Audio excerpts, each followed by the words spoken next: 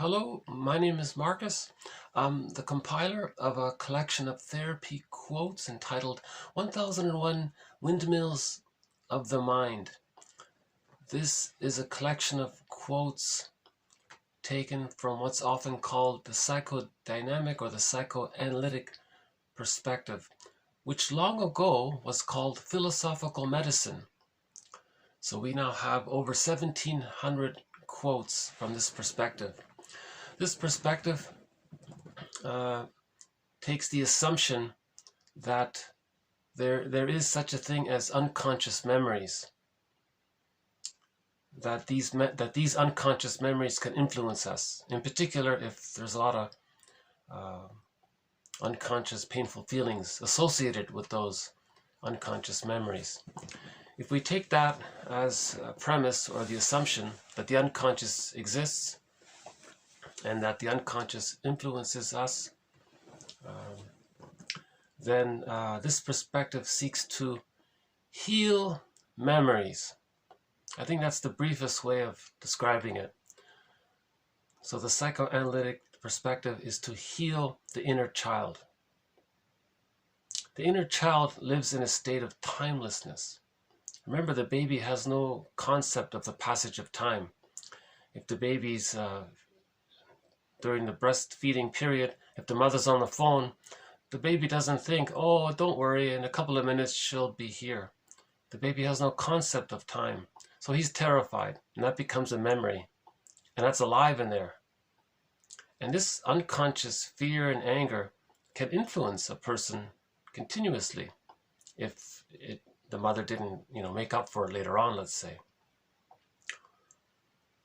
So this perspective seeks to heal memories.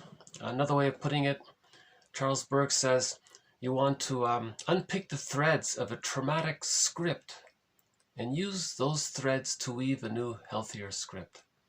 Right? One author says, man's main task is to give psychological birth to himself. If he didn't get it naturally by the age of 3 with a secure attachment style. Right? So these quotes help to heal an insecure attachment style, any acquired or learned insecure attachment style, the anxious, the avoidant, and so on. Right? And so Mahler says that the psychological birth of the baby doesn't automatically take place with the biological birth, that there's this process up until the age of 3, which she calls the separation individuation process. And there are various sub-phases of it. And the child just needs to receive enough love, it doesn't have to be perfect, for the child to proceed through those phases. Symbiosis, practicing differentiation, rapprochement, etc. But if the frustration with the mother outweighs the love with the mother, the child gets stuck and he doesn't achieve the psychological birth. That not having the psychological birth, that means the child is still using infantile defense mechanisms. Splitting, projective identification, reaction formation, or moral defense, identification with the aggressor, and so on. Right? And that can lead to the narcissistic pattern, the Swiss cheese, I'm calling it the Swiss cheese version of the narcissistic pattern, the so-called BPD one. It can lead to the schizoid, it can lead to the Iago character, the hostile provocative attachment style, the bully pattern, the codependent, the closet narcissist, and others. Right? So a lot of these dysfunctional personality patterns come from arrested development, somewhere along that continuum between birth and 3. Right? So these quotes are helping us to unravel, to be our own caring witness. So grief, right? Grief is healed, so meaning we didn't get the love needed. So grief is healed when it's witnessed by a caring other. These quotes are helping us to be our own caring other. Okay? In conjunction with this ability to be our own caring witness, these quotes are helping us to be our own existential detective. Because we have to recognize and identify which defense mechanisms we're using. What are we projecting? Right? What are we reliving over and over again like Sisyphus? What trauma are we trying to master but can't?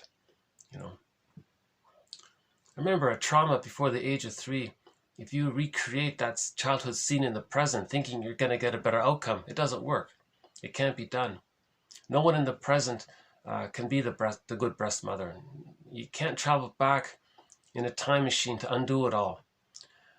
But repeating and reliving the childhood past scene in some way in the present, that's like creating a mirror for the person to know their unconscious. So that's one way the unconscious communicates to our consciousness, right? So where it was, ego shall be, the unconscious is trying to make itself conscious to us. How does it do it?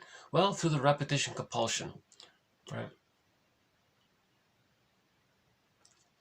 If the child experienced a lot of repression around what happened to him, and he feels badly about it, and he has this conclusion that he's no good, he may find himself saying how other people are not so good. So that's a mirror, okay, to bring unconscious material to consciousness. Right? So projection is the means of bringing unconscious material to consciousness. This reliving of the childhood scene with the parents, with people in the present, this repetition compulsion, that's like a mirror. You know? Symptoms are like a mirror, right? Symptoms reveal and conceal unconscious feelings.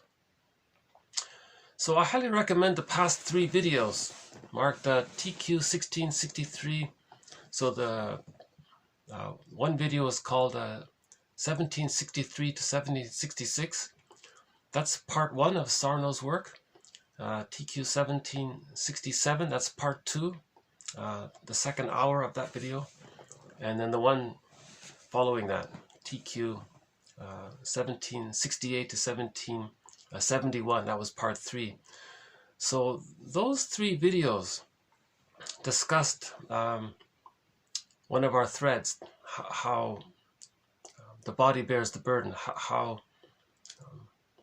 the body, how the unconscious is trying to communicate to us through our symptoms. So Sarno's main thesis covered in those videos is that unconscious memories, if they're too painful, we can't face them, right? The mind or the brain manufactures a symptom for the person as a distraction. You see, as a distraction. Then the person focuses all of his attention on his physical symptom, and if you're doing that, then you're sort of ignoring, you're repressing the deeper unconscious feelings, right? So that symptom is like a mirror, right? So for more information about this mind-body connection, Sarno's jargon for it is the TMS. So it's very interesting, this TMS. He says that the brain wants to help the person.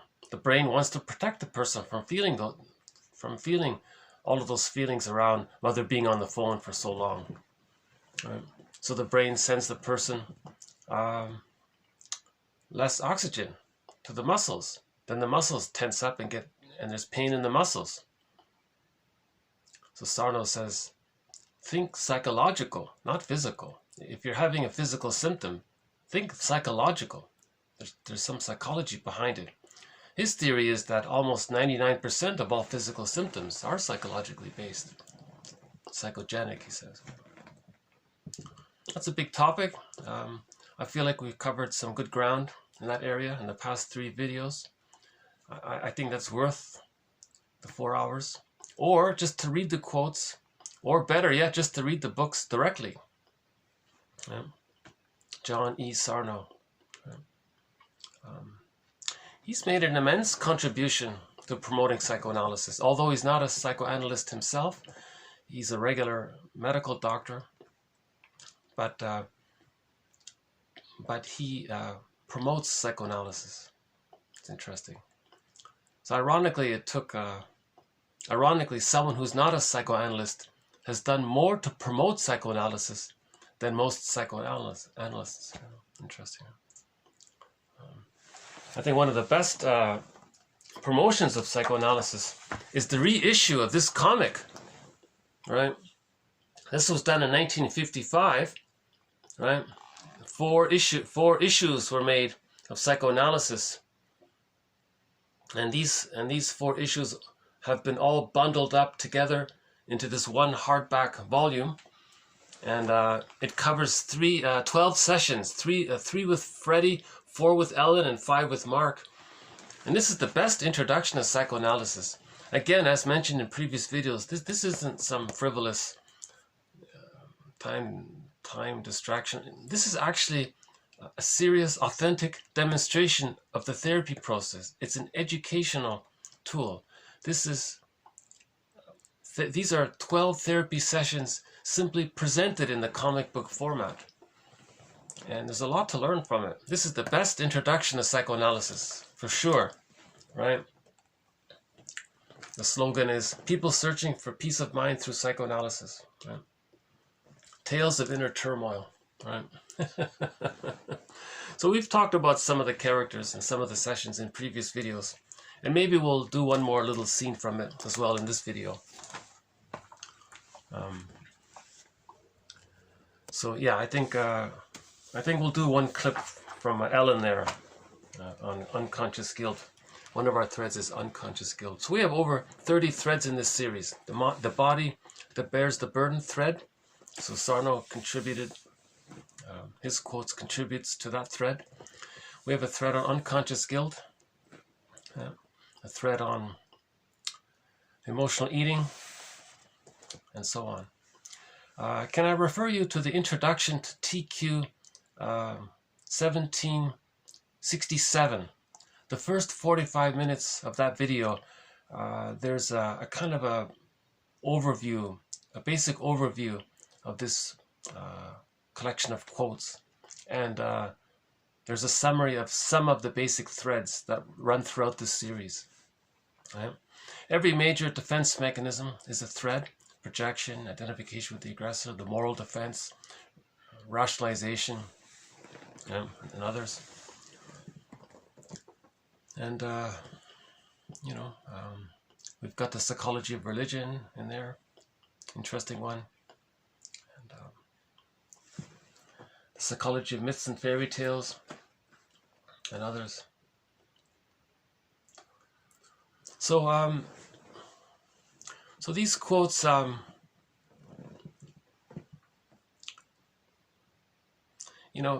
acknowledge how the mind responds, how the child adapts to the situation when mother's love is not available, right?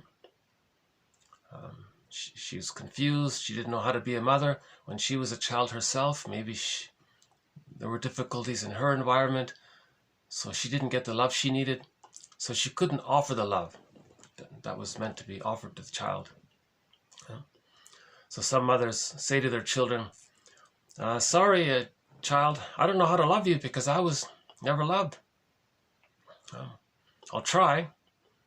So she's sort of unconsciously repeating what happened to her. That's called intergenerational trauma. Now some mothers are so angry at not being loved, what they do is when they get the child, they say, aha, at last, somebody's going to give me consideration and respect and mirror me and respond to me and be connected to me. And so she's trying to meet her dependency needs through the child. So she turns her child into what's called a self-object, or what's called a symbiotic object for her. In other words, the mother parentifies the child, wants the child to be a parent to her. Now that child's going to try their best. So Sarno says they're going to be perfect and good. They want to be constantly perfect and good for the mother, right? Because the child has to have the attachment to the mother. And the child is experiencing immense conditionality there, right? The mother says, child, you got to do this for me, and I'll be here and I'll be happy. And the child thinks he's got to please his mother to feel safe with her so he can preserve the attachment to her. So he's trying his best. But as one author says, that's failed empathy. It can't be done. No child can be the mother to the mother. Right? So that's a trauma there. right?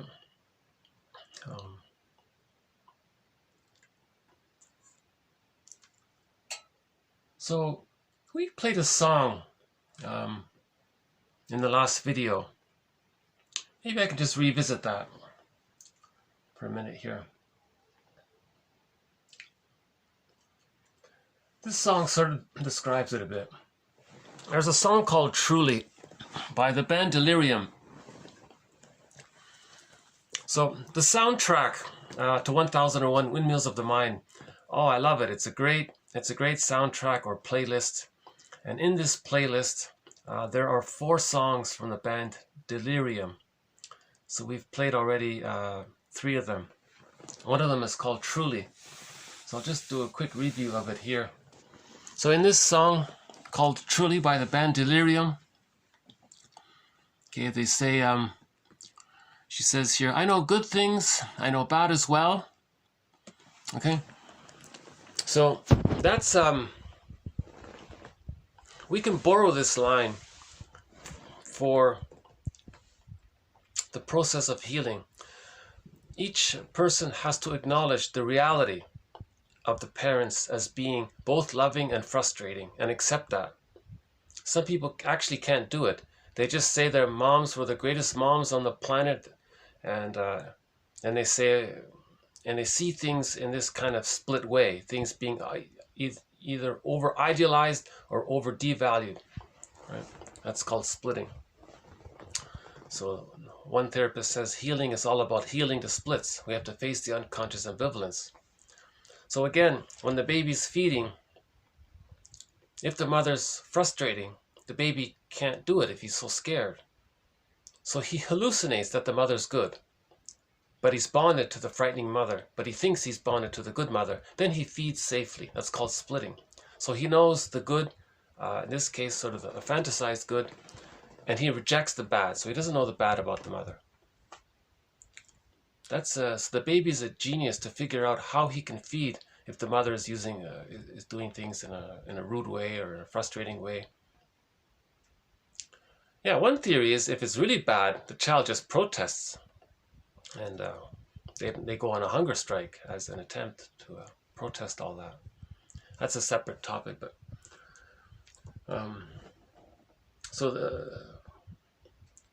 the child adopts what's called splitting to deal with the anxiety of when the mother is frustrating, and he denies that the mother's frustrating. But the reality is that the mother is at times frustrating. So the child creates 2 concepts of the mother, good breast, good mother, bad mother, right? But he's not aware of it, but he's using it. Yeah. Now in normal, natural, healthy development, the love with the mother outweighs the frustration with the mother. Then the child can naturally stop using that temporary mechanism of splitting the mother into goddess and demon. So the child thinks in exaggerated images. So the child has an unconscious fantasy of the breast being a goddess and the breast being, because of his anger and rage around it, it's blurred there. He thinks it's a frightening animal that wants to eat him or something. So the witch won't eat me, they say. So there's this devouring, frightening animal. That's the bad breast mother, the cruel breast, or whatever you want to call it. Some frightening character in a myth or fairy tale. That's a combination of the mother refusing to meet the baby's needs, infused with the baby's own anger because of the fusion there. It's all blurred. So there's the goddess and demon image. So if the love outweighs the frustration, that's okay. Goddess and demon images of the mother amalgamate, come together, and they morph into this realistic, honest, wholesome, normal image of the mother as a human being. The mother is one single person, not 2 characters, goddess and demon, and they're separated. That's splitting, right? So again, myths and fairy tales describe a traumatized psyche. If the baby's traumatized, you see, myths and fairy tales describe that. Myths and fairy tales were and are the psychology of the childhood trauma, because you have the splits there, right? Good God, bad God, and all of these, and there's this conflict around it, right? And they're separate. Healing is to bring them together, to bring the 2, right? to hold the tension of the opposites, to accept the two sides, and then they meld, and then a new third image arises, which is the reality that the mother was just a flawed person, and you accept that. Once you accept that the mother was flawed in her parenting, and you understand why, and you forgive her, you're okay with that, you can get to that place where you can forgive her, okay, then that's healing goes that way. But if the frustration with the mother outweighs the love with the mother, the child can't bring the split image. The child still uses splitting to deal with that anxiety. See, the child needs a secure attachment style to heal the splits. With an insecure attachment style, the child still uses the splits. If the child is still using the splits by the age of 3, and that becomes part of a psychic structure, see, he doesn't achieve whole object relations. He doesn't achieve mutuality in relationships. Okay. Mutuality is I'm okay, you're okay. All right. So that's mutuality is normal, natural, healthy development. I'm okay, you're okay. Yeah. Child doesn't get that. He's still using the splitting. Things being all great or all bad, all good, all bad kind of thing. If the child is still using splitting, it means he's overly attached to the frightening side of the mother. Because, as Fairbairn says, the more rejecting and unavailable the mother is, the more the baby needs her, and he's waiting for her to change. He's still waiting for mother's love. The child needs mother's love to leave her. He can't leave her unless he gets mother's love. So he's in a catch-22. He needs mother's love for him to achieve a psychological birth, to know himself, to feel safe enough to know himself. He needs mother's love so that it can become a part of him, right? It's called the internalized good object, or the holding interject. It's meant to be a part of him. He needs these loving memories with him, to stay with him, so he feels ontological securities, a sense of self, basic trait. He needs that. So he's waiting for it, but he's not getting it. So he's in a catch-22. He's waiting for the love to leave her, but he's not getting it, so he's stuck there. So he's in that double bind. If he leaves her, he's terrified because he can't, because he needs the love to leave her. So if he tries to leave her, he feels immense anxiety because he doesn't have enough basic trust to leave her. He still needs her. So if he leaves her, he feels immense persecutory anxiety about being abandoned.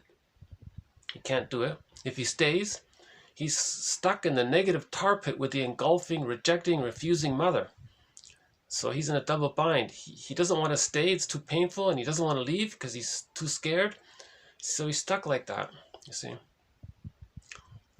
So these situations where that means so the splitting is still being used. If the splitting is still being used, splitting precludes mourning, right? Maybe I need the light here. Hold on a sec. Let's see how we're doing outside here. Yeah, the snow. Our first snowfall melted here a little bit.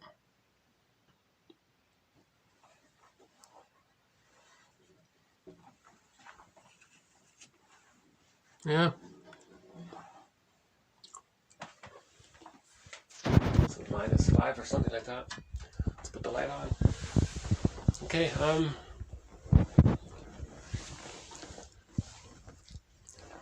Yeah, the days are really getting short, right? What is it? December 11th. So winter solstice, the 21st.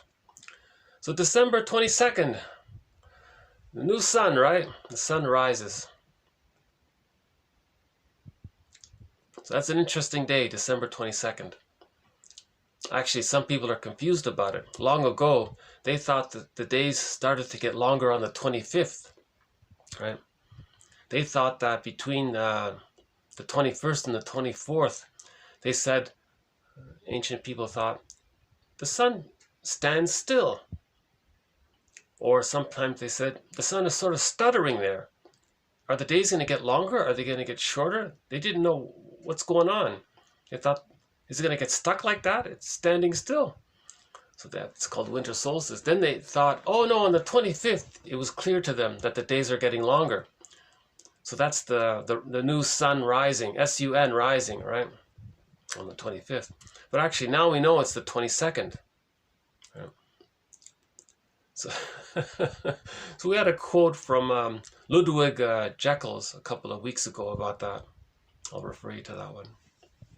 About the solstice. Interesting, right? And then of course that got co-opted, that whole idea of winter solstice, of the sun rising. The new sun is invincible. What's it called? New sun invincible, right? The unconquerable one rises again, right? The sun is they're talking about the sun, S-U-N, sun, right? And then that got co-opted to serve the plunder system. So religion was invented to serve the plunder system, right? Because religion promotes prejudice. If you don't believe that, can I refer you to our earlier quotes along the thread on the psychology of religion? Okay. So the child has unconscious ambivalence, and he's not aware of it. He thinks the mother was so great, even though he's bonded to the rejecting side of the mother, but he denies it because it's too painful. There's the unconscious anger, and he denies it. It's repressed, leading to the physical symptoms expressed that. Right? So he hallucinates that he's bonded to the good mother, because every child must think that he's bonded to the good mother in order to feed. That's how he feeds safely. Speaking of religion, notice when people pray to some divine, magic, super fantasy, something, they have to think that this goddess or god image or whatever you want to call it is good. Just like the baby at the breast has to think that the mother's good in order to feed safely. So in the prayer, it's sort of the same thing. You can't think that this fantasy person or whatever you're praying to, wanting to be fed by, right, or comforted by, or soothed by, or right. Mother just doesn't feed you; she soothes you and comforts you. Right? So this extended breast in the sky, you have to think it's all good in order to do that, right? So that's an echo of what the baby went to, of what the baby went through. The baby has to feed and be comforted. He has to think that the mother's so good, even though he's terrified and he rejects it. But you see, that's the splitting in the mind. You see, it's a maneuver of the mind. So the baby's a genius in his mind to figure out how to survive with the rejecting, terrifying mother. The mother was terrifying and rejecting not on purpose. She was confused. She read a magazine. They said, use the bottle in the schedule. But that goes against nature's way. When the baby's born, he expects to feed with the natural breast, the psychosomatic breast, and to be held and soothed. And the baby has what's called symbiotic needs. The mother has to be attuned to meet the baby's needs according to the baby's needs, not according to something you saw on a page in a magazine. So the mother's there to meet the baby's needs. Right? Again, humans come out too early, so they need an extended womb for the first 4 to 5 months. The first 4 to 5 months, that's the stage of symbiosis. It's like a psychological egg. Just like in the womb, the baby's needs got automatically met. In this extended womb, the stage of social symbiosis, the baby's needs need to be automatically met as well. If they don't, there's a problem there. Right? A certain personality pattern can spring out from that trauma mentioned in previous videos. People with trauma there, all they think about is power and control. They want to get someone else to be their surrogate mother, but it can't be done. But that attempt, that hostile provocative behavior or the bully pattern, that's a communication of saying that they didn't get their symbiotic needs met, and they're trying to get someone else to do that for them. But no one in the present can be the good breast mother for them. So the next best thing is to have a negative symbiosis with somebody. So they want someone to fear them, but need them and bond to them. Okay, again, the baby would rather have a negative bond with the mother than no bond. So the bully pattern is doing that. They're looking for someone else to force them into a negative relationship. They want to force the lackey or whatever to be the breast mother, but they can't, so it's a negative relationship, but they'd rather have that than nothing. See, now Bergler says, look at this as a mirror. Look at this behavior as a communication. So therapists say that behavior is a communication that they didn't get their symbiotic needs met. That kind of impossible demands, wanting to be serviced all spontaneously and be at their beck and call instantly and never slight them and always revere them, perfect respect at all times. This kind of, it's unrealistic. Right? The person with the hostile provocative attachment style is just using the other person. And ironically, you know, they're angry at them too. You know, it doesn't work. No person in the present can be the good breast mother for that. That's a one-time deal. That egg, that psychological egg for the first 4 to 5 months, that's a one-time deal. If that doesn't take place, you can spend the rest of your life, a person can spend the rest of their lives trying to recreate that, but it can't be done. So they're disappointed, so they try again. And they try again like Sisyphus, and it can't be done, but they don't know what else to do. They're unconscious. Or you're conscious, and then you work through the mourning process. So these quotes are helping us to be conscious, to work through the mourning process. So we have to heal the splits. We have to accept the idea. Okay, so again, we're talking about the insecure attachment style, right? 70% of the population in North America, it seems, according to one estimate, is that 70% of the babies are not getting a secure attachment style. They're ending up with some neurotic dysfunctional personality.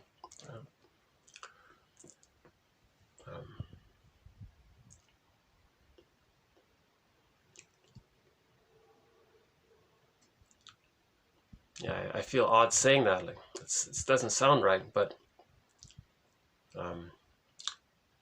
you know, the 50% divorce rate is because those relationships,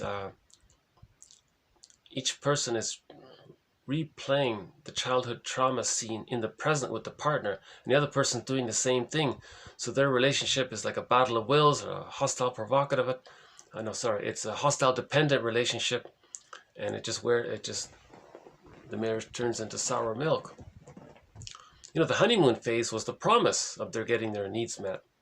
Then they realize it doesn't, and it turns into sour milk. So that's 50% divorce rate. The remaining 50%, one estimate was that almost half of them are in a miserable state, but they're staying together for some reason. And then the remaining 30% of marriages are considered healthy and functional. And they're like fine wine. They get better and better over time. They can make I statements. They both regard each other as people in it, right? There's that natural care for each other. There's that, right? They both have the mindset of I'm okay, you're okay. The other 70%, they have either I'm not okay and you're not okay, or I'm a fake okay and you're not okay, or you're a fake okay, or etc. These kinds, anything other than I'm okay, you're okay is a sign of trauma.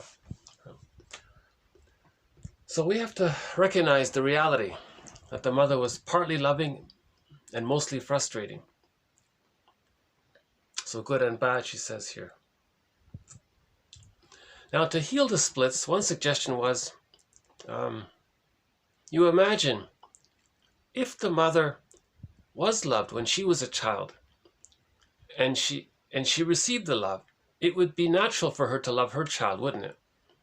So she would have loved her child if she could have, if she wasn't so angry and hurt. So there's the good there. She would have if she could have. And despite the fact that she couldn't, she probably did try and manage to offer some good things, right? Someone said she cooked a good spaghetti. That was about it, right? But even that, so fine, start somewhere. If there was something good, you got to have something good. You can't just totally demonize the mother and say how terrible she was, right? Now, sometimes that takes place when we say the opposite. people who say the world's the greatest mom in the world, oh, she's so fantastic, you won't believe how self-sacrificing she is. Okay, they're talking about the opposite. They're enraged at her, but they can't face it, so they're saying it in the opposite. That's called reaction formation. So ironically, you're better off being angry at the mother, but thinking that there were some good things about it. That's closer to reality. Now you want to forgive the mother, learn about her, read the Enneagram, understand that she was stuck in her existential dilemma, learn about intergenerational trauma, right? And then work that way. And then things start to make sense. And that's moving towards seeing the mother as two sides. Then you want to get to the place where the mother was just an ordinary person. And then you can, it takes 20 years to forgive the mother, you know. Reparation of the other and reparation of the self are the same, right? The midlife journey takes about 20 years, they say. If you have the funds, you can fly to New York, find a psychoanalytically trained therapist. You can do it in 2 to 3 years, they say. Otherwise, we need role models like Orestes and Odysseus, right? Those are two of our heroes here, Orestes and Odysseus. Maybe Gauth. I don't know too much about that. Goethe, the Faust story, but the Faust is another one. Faust Part 2 is another one. So we have these stories for everyone, right? It's called the hero's journey, from head to heart. Okay. So the metaphor of the Odyssey is Odysseus was far away from Penelope. Penelope is a metaphor of his feeling self. All characters in a myth represent one psyche. These are not literal characters. These are fantasized personifications of aspects of ourselves. So everything you see in the Odyssey represents one psyche, right?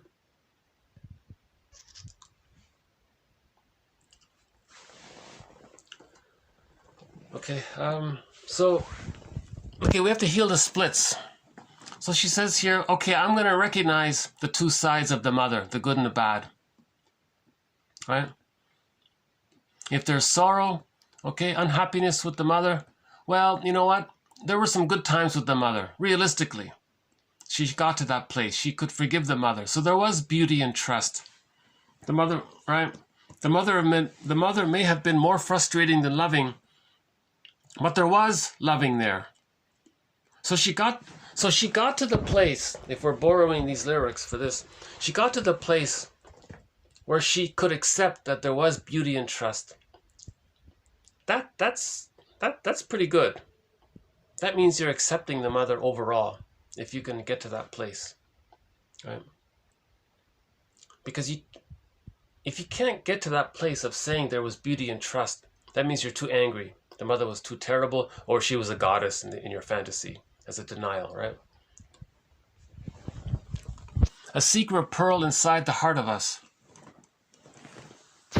Okay, so this ties, I'm borrowing this for our thread on Robert Bly's metaphor of getting the key out from under mother's pillow. When you heal the splits, the image is like a circle. So the pillow, right? So the pillow is a circle. Now under the pillow there's a key. Okay, in that story, Iron John, the goal is to get the key out from under mother's pillow. Right? So again, the child's golden ball is in the cage. The cage is locked. You need the key. Where's the key? It's under the pillow. How do you where's the pillow? You have to create the pillow. You have to heal the splits. When you heal the splits, that's creating the pillow. Pillow means human. You have to see the mother as human, not as goddess or demon. So you have to heal the splits. That's the pillow. And when you create the pillow, when you get to that place, there's beauty and trust. And there's sorrow. When you get to that kind of place, that's creating the pillow, you find the key. The key unlocks the cage, you get your golden ball. Right? So if this exists, I want to see it. Right? Now I know what I'm living for. Okay? So that's what he's living for. Man's main task is to heal himself. That's the moral revolution, Wilson says. Man's main task is to give psychological birth to himself. If he didn't get it naturally with a secure attachment style by the age of 3, well, then you can't just sit around waiting for the mother to invent a time machine, take you back to the nursery and change it all. Or communicate your distress around it constantly by recreating the childhood scene with others and to see if they can make up for it. It can't be done, right? So man's main task is to give psychological birth to himself. So we have these stories of Iron John and Orestes and the Odyssey. These are the roadmaps, Robert Bly says. They're the roadmaps. When you're going somewhere, you need a map. So when we're going to our psychological birth, these are the roadmaps, right? Now I know what I'm living for. Okay, so there's hope in that, right? So if there's joy, then I want to feel it. Okay, so she wants to feel the real self. So one of the gifts of the golden ball, okay, so whole object relations, I'm okay, you're okay. One of the gifts of connecting to ourselves, right?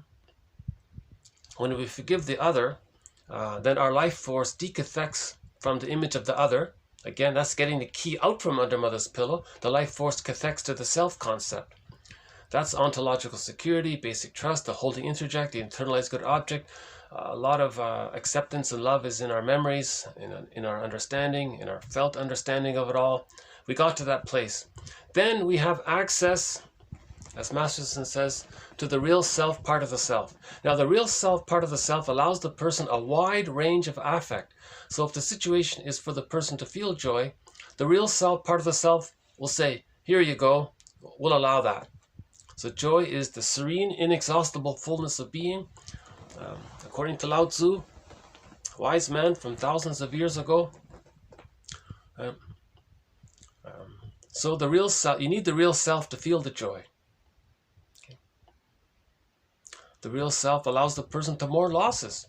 If the person does experience a loss, the real self will say, I'm here for you. I'll give you the feelings you need. You need to feel sadness and anger, confusion, and so on. The real self will allow the person those feelings because he has ontological security. He achieved I'm okay, you're okay. Only with I'm okay, you're okay can you mourn losses. If you don't have I'm okay, you're okay, you're not going to mourn losses. Splitting precludes mourning, Rinsley says. Okay, so mourning doesn't take place. That can lead to complicated grief, aggravated grief, prolonged grief, chronic sorrow, pathological nostalgia, melancholia. That can lead to a nervous breakdown, stress on stress, soul loss, burnout, right? Emotional fatigue. One person said that's delayed onset of trauma. So that's the symptoms of PTSD. And that can lead to, as one person said, to becoming a curmudgeon late in life. Not an elder, they're a curmudgeon. Miser, bitter, stingy, angry, the Scrooge. They're not an elder, they're not serving and contributing and giving and sharing, passing on their wisdom. They're still in battle with the mother. They're still waiting for her mother's love. He's still waiting for his mother's, he's a mama's boy. He's still waiting for mother's love, but he's not getting it and he's angry. That's why he projects the disappointing mother onto everything around him. So every little thing around him, he's angry at. You see. So to mourn losses, we have to heal the splits. So that's one of the gifts of the psychological birth. It allows us joy. It allows us to mourn losses. Another gift is that the real self allows the person to know their hobbies, to know what they like, their interests, what's kind of unique about them, and what their unique expression that connects them to their felt expression of themselves. Like they have that kind of kind of like, this is kind of unique and it's from me. They have that feeling a little bit, right? So the real self allows that, and that's called, and Masterson calls it, well, that's meaningful, isn't it? If you're expressing your real self, shining your light, expressing your uniqueness, right? The real self part of the self maintains I'm okay, you're okay in relationships, right? If you don't have I'm okay, you're okay, then otherwise the alternative is in relationships, there are these exaggerated fears of being engulfed or abandoned. And then the two people argue all the time. You're too demanding, no, you're too rejecting, you're too cold, no, you're too rude, and they're caught in this, so that becomes like sour milk. Bergler says neurotics are engaged in transference love. Not genuine love, it's transference love. You're transferring the childhood past into the present, trying to get a better outcome, but it can't be done. And you're trying harder and harder. Hence that play. I love you, you're perfect, now change. So each partner wants the other to change, to be the good parent that they didn't get. The real self, part of the self, allows the person to feel that it's okay for him to be himself. He doesn't feel guilty to be himself. Yeah? The real self, part of the self, feels satisfaction from his self-expression. He's not interested in putting others down, to feel one up, to communicate that that's how his mother got pleasure by downing him and the mother felt one up. He's not doing these, he's not mimicking his mother, of the mother feeling better using the child and he uses others, and to communicate that his mother used him. He's not caught in this battle with the mother. Right?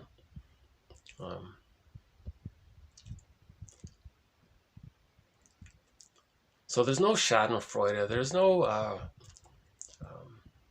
vindictiveness or spite and these kinds of things. I'm okay, you're okay is caring, it's mutual, it's helpful, it's a strong love. It's not a fear-based love. It's a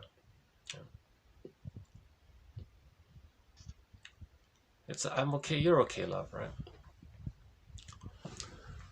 Okay, and there are other capacities of the real self. So that's what she's looking for. If there is this real self, I want to feel it. I want to know it. That's what I'm looking for. There's this whole world there waiting for me, right? So she wants to enjoy the beauty of the world, right? Not live in the past, distorting the present according to the past childhood scene. You're not really living in the present if you're always living in the past, right?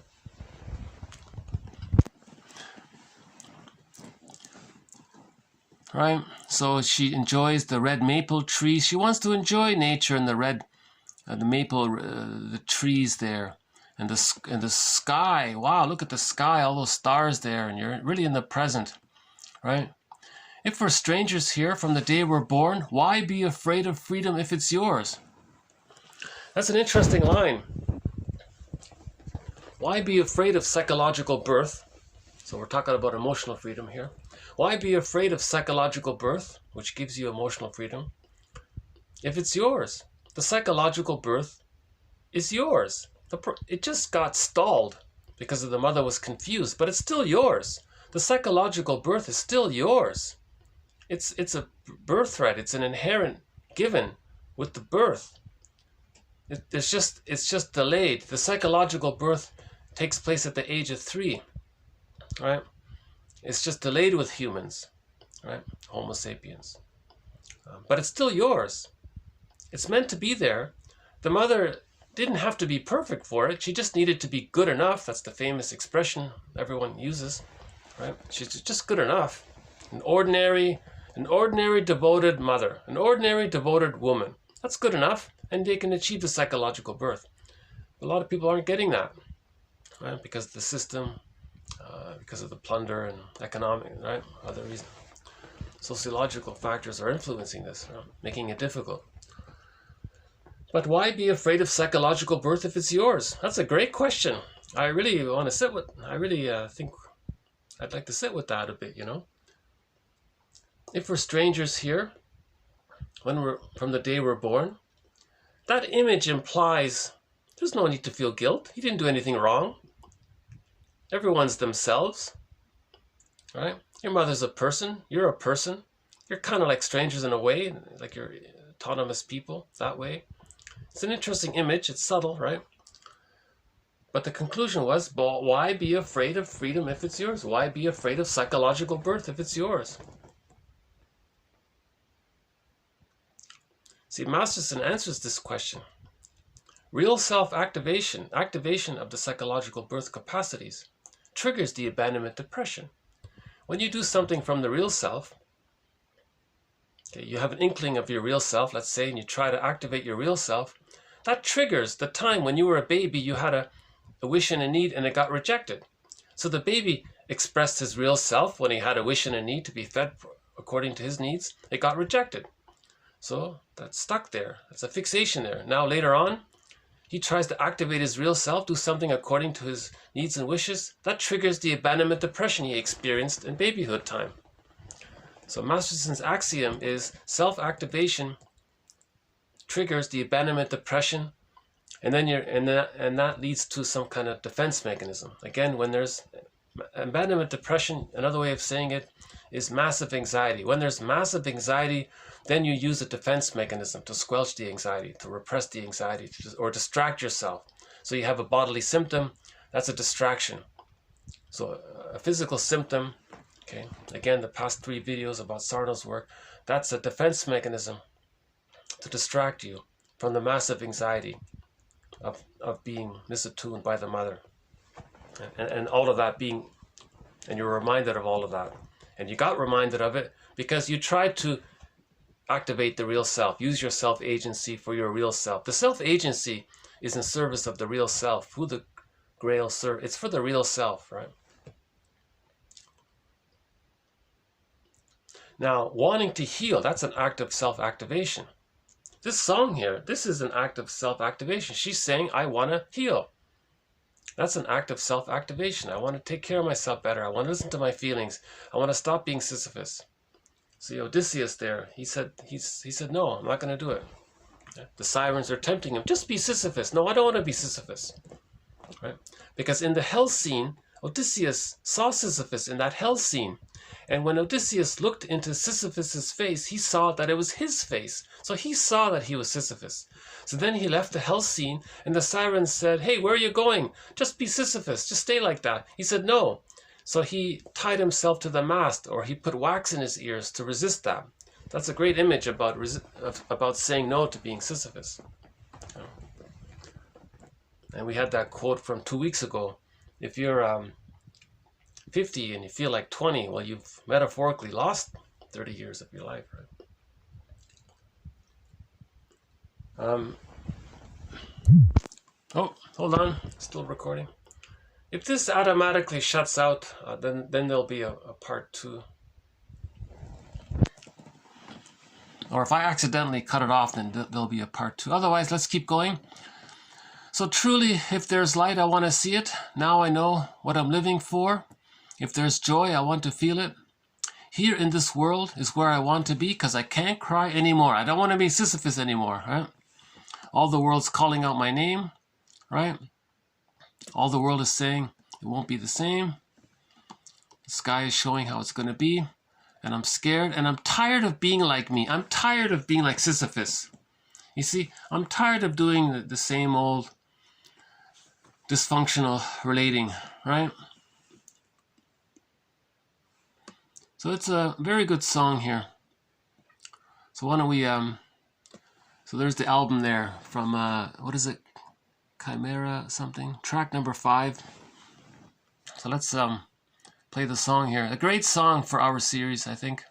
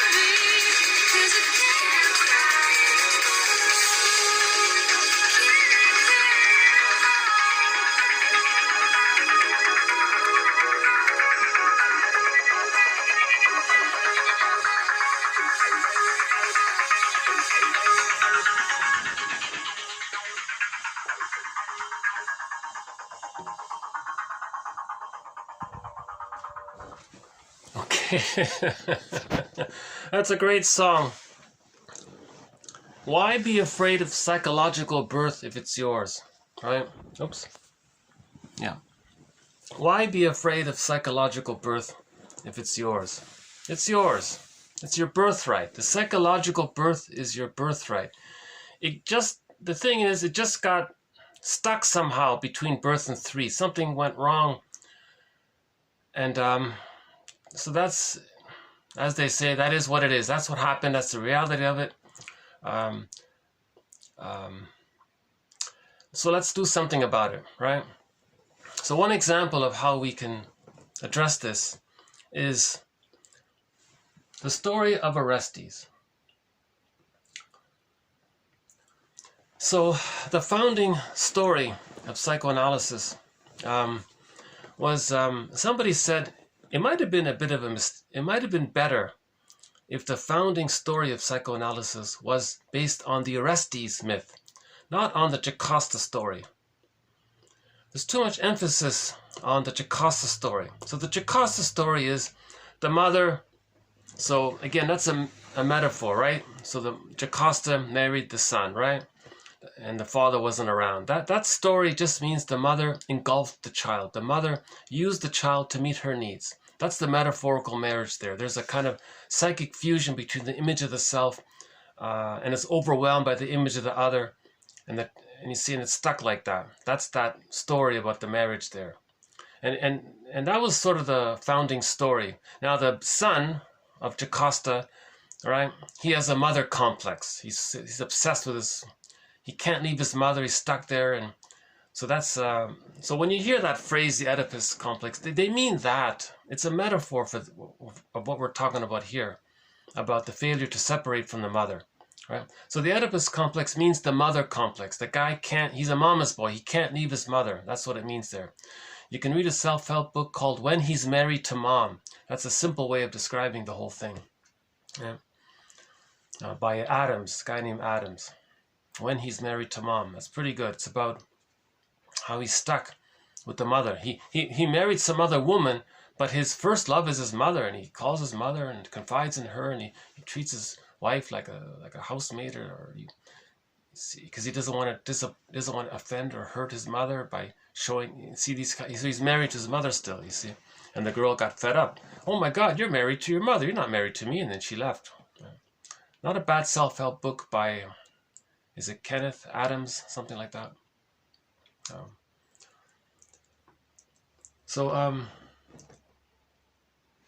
So that was sort of the founding myth, this overemphasis on, and it sounded like we were blaming the mother, always emphasizing how the mother somehow engulfed the child, expected too much from the child, parentified the child, and the child didn't have a chance to get to know himself. He didn't get the love he needed to go through the separation individuation process because the mother was still trying to go through it for herself. The mother didn't go through the separation individuation process. The mother wants to find her psychological birth, and she's desperate to do so. So she says to the child, sorry child, I never had a mother, I'm going to use you as the mother.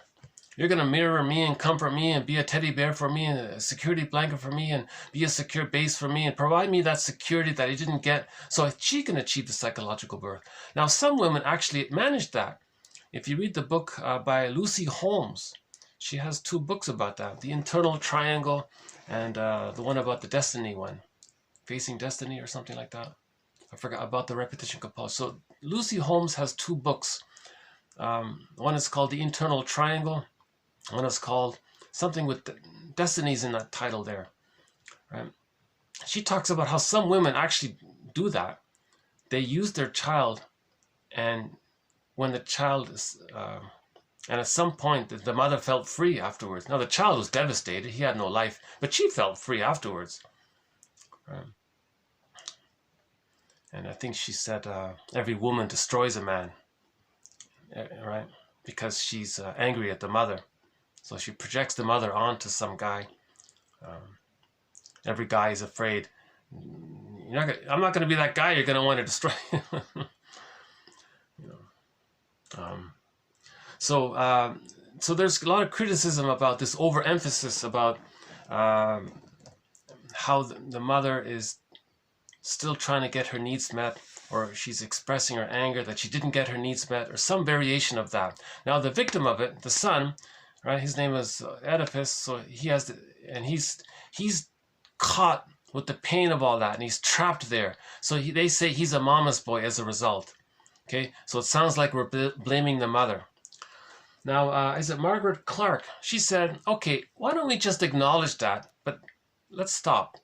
The founding myth of psychoanalysis needs to be, or it can be, she says it should be, or it really is, but we're not acknowledging it, is the story of Orestes. The story of Orestes, okay, is the solution. What does the guy do? If the guy didn't get his needs met, okay, now if it's a daughter, it's the Electra complex. So the sister of Oedipus is Electra. So if the daughter didn't get to separate, she has the Electra complex. Okay, so now remember Electra and Orestes together. The story of Orestes, okay, his sister is Electra. You see? So Orestes is the healthy version, is the advanced version of Oedipus. Right? And so Orestes is the advancement, is moving forward, is healing. Orestes wants to heal. Orestes has the question, how do I find my psychological birth when I never got the love that I needed in order for it to happen naturally? Again, when the child's loved, he feels safe enough to separate, and he's autonomous, psychologically autonomous. If he doesn't get that, he's stuck. Now, if he's stuck, what does he do? Now, the story of Orestes is, again, it's a metaphor, it's not reality. Myths and fairy tales are true on the inside, not on the outside. So the story of Orestes is, he confronted the mother. He separated from her. So that dramatic story, it's not physically, literally real. It's a metaphor for him finding a way to detach from the mother somehow. Now, when he detaches from the mother, he's going to feel immense persecutory anxiety, right? How would a baby feel if the mother doesn't feed him properly?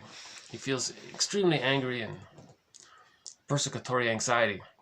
So Orestes faced that. He said, no, I'm going to do it. So he's a true hero. He's going to find his psychological birth, even though he didn't get the love to do it. He's going to do it for himself. Man's main task is to give psychological birth to himself. So this story from long ago is one of our earliest examples of it. So he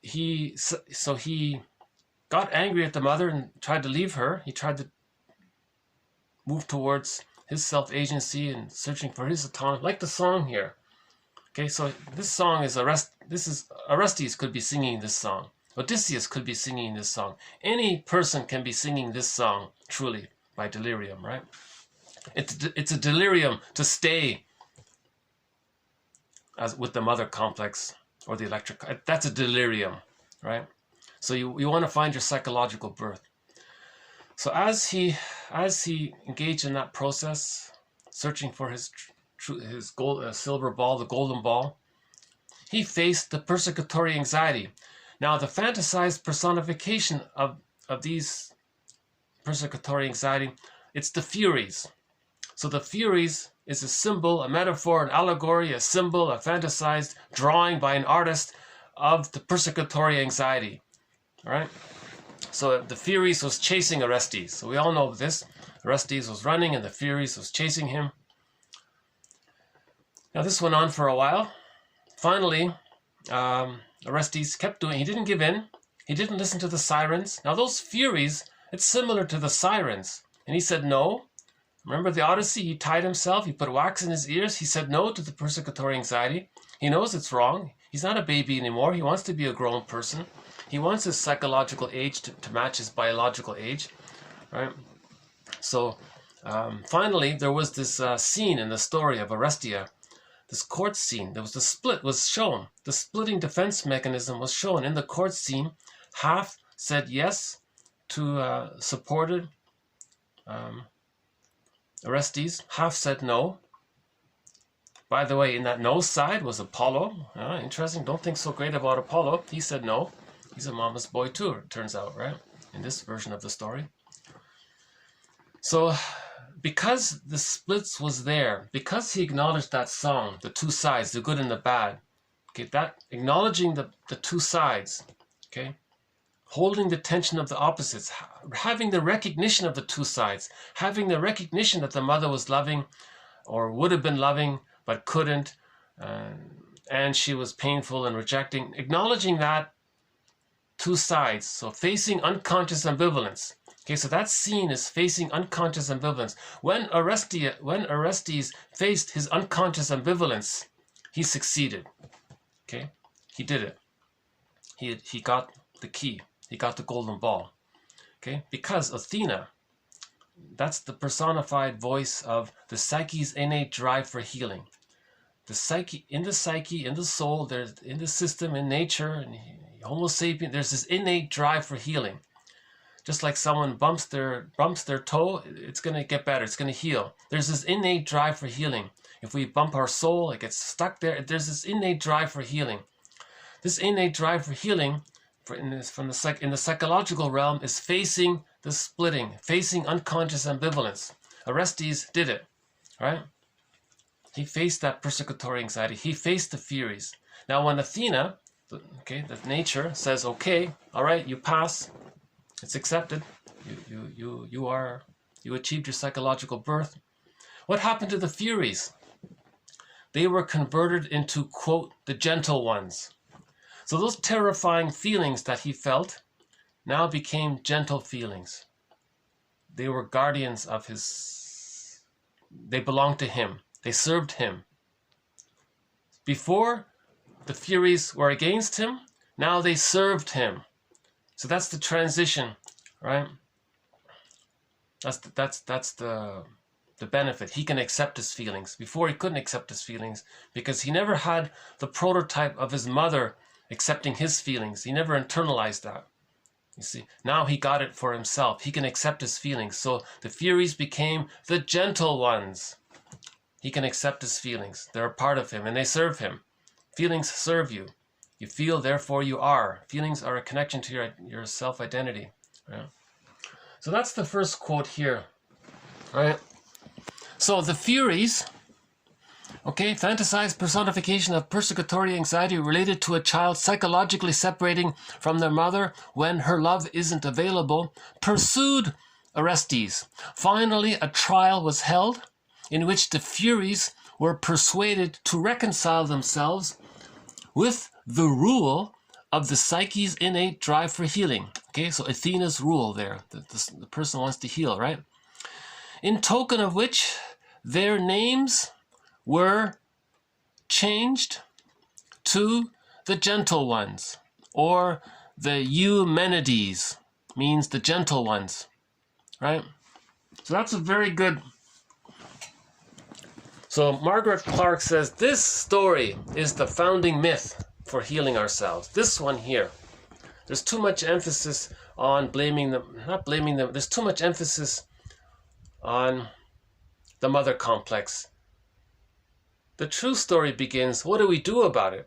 Orestes shows us the story of Orestes and the Odyssey and Faust Part 2. They show us, they're the roadmaps, right?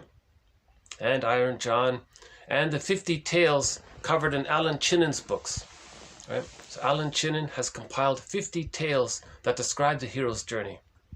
So we have the 50 tales described in Alan Chinnon's books. We have 6 tales described, recommended by Bly in his book More Than True. He has another one called The Maiden King. Right? He has another one called The Iron John. Right? So 50 plus 6, another 2, 58. Actually, Chinnon has 51 plus, so Bly, there's 51 plus 8, there's 59.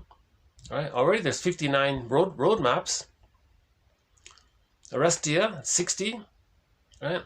The Odyssey, 61. So we have over 60 roadmaps about the midlife audit, about the midlife journey, right? It's called the monomyth. Joseph Campbell's famous term. It's the monomyth. It's the universal common myth for all human beings to heal themselves. Wilson calls it the moral revolution. where more and more people are now healing themselves, becoming conscious. Okay, so just a footnote here about back to so what about that mother complex? Now here's 62. There is another one. We don't focus much about it, but that mama boy, the victim of Jocasta, Oedipus, in part 3 of that story, in the conclusion of the story of Oedipus. Remember, there are 3 books. In the 3rd one, Oedipus at Colonus. That story, according to this author, says he found some peace in the end. He managed to come to terms with it somehow, right? So Oedipus went into exile, okay? That's emotional exile, for 20 years. That's a generation, okay? A whole generation, right? 20 years. Okay, this guy, okay? Orestes found his brother, Oedipus, right? He wandered, right? So he wandered miserable and homeless through many lands, accompanied only by, okay, some glimpse of his feelings, his hope there. Antigone, is it? Antigone or Antigone? Okay, that's a metaphor for something in him is right? It's like a baby, Athena, right? There's something supporting him, right? Okay. So even though he's traumatized, there's still this innate drive for healing. So Antigone represents a glimpse of this psyche's innate drive for healing, right? So this story, part 3, Oedipus at Colonus, deals with the refuge and peace which he finally found. Okay, so this story, it can happen at any age, right? So King Lear at the end, there's another story, right? So King Lear at the end, at the very conclusion, he said, I can see things feelingly. So he achieved a psychological birth at the very, very end of his life, King Lear. He can see things feelingly, right? So that's the goal, to see things feelingly. We feel, therefore we are, right? So this story, Oedipus at Colonus, is an allegorical account of a neurosis following a traumatic experience. Okay, so that's a traumatic experience. Arrested development, right? Being a mama's boy, being Don Juan, Peer Gynt, Peter Pan, Playboy, womanizer, or Mark here in our story here. He was a womanizer here, this guy Mark, right? So these are all traumas, right? So it took him 20 years to heal it, right? A generation. This trauma is often because of this. Kohut contends that all human beings require an experience during early childhood where the mother serves as a self-object. Okay? So it's one word there, self-object. That is, it's a phase during which the child is completely dependent upon someone who continually provides the experience that this ever available object exists solely, truly, solely to satisfy the child's needs. If this has not been provided, narcissistic pathology results. Okay? Narcissistic pathology results. That's another name for Mark, right? He had the narcissistic pathology, and the Peer Gynt and the Don Juans, and Oedipus had the mother complex. That's the narcissistic pathology persists, right? Anybody who puts down others all the time, those with this negative humor, always wanting to put others down, that's the narcissistic pathology. Because what it is they're doing what the mother did. The baby felt put down by the mother, they identified with the aggressor, then they put others down to communicate that when they were a child, their mother put them down. That's the narcissistic pathology. It's called the devaluing narcissistic pattern. They're always devaluing others because they want to communicate that they felt devalued by their mother. One author says it's as if they're talking to their mother in the mind. Look, mother in the mind, You see how I'm devaluing others? Well, that's what you did to me and I didn't like it. And I'm showing it to you. And he's stuck like that. That's the narcissistic pathology, right? So the jargon here is, sometimes the jargon self-object is used, but what he means is symbiosis. The baby was in a symbiotic stage in the womb.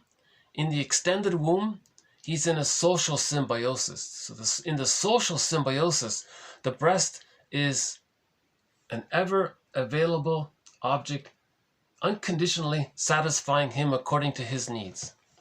Every child needs that self-object. If they don't get it, people with narcissistic pathology want others to be symbolic breasts to them. Lucy Holmes talks about this. Right.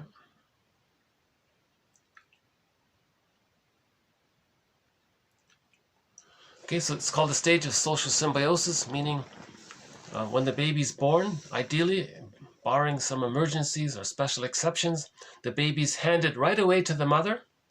And often they say the baby starts feeding right away because he even expects it. He's waiting for it. He expects it. There's this innate knowledge he has that the breast is going to be there waiting for him. Now, if he's removed from the mother, oh my God, he's abandoned. He's in exile. He's terrified. That's a trauma right there. That's going to lead to the narcissistic pathology. He felt rejected and hurt and devalued. He spends the rest of his life devaluing and hurts others to communicate that when he was at birth, he was hurt and devalued. So ideally, the baby's handed to the mother in one calm, gentle motion, and the baby starts feeding. They latch right there. The baby latches onto the mother, so to speak. The image is the mother, the baby, it's like the baby kind of like jello melts to the mother on her body, and it looks like they're one unit. It's the mother-infant unit. It's like it's one there. So the baby's meant to think that he's still in the womb.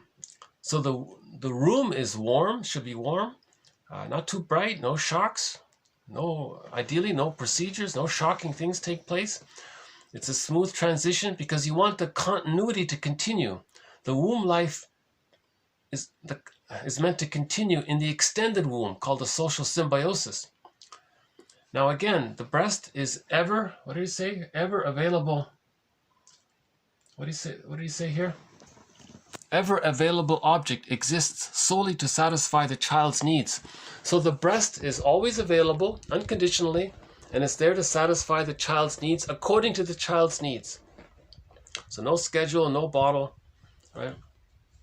Again, barring some emergencies and exceptions and all this. Again, disclaimer, I'm not a doctor. I'm the compiler of the quotes, and I'm offering my understanding of it. My thoughts and exploration, my explorations around it, in my attempt as well to understand them. Right? So,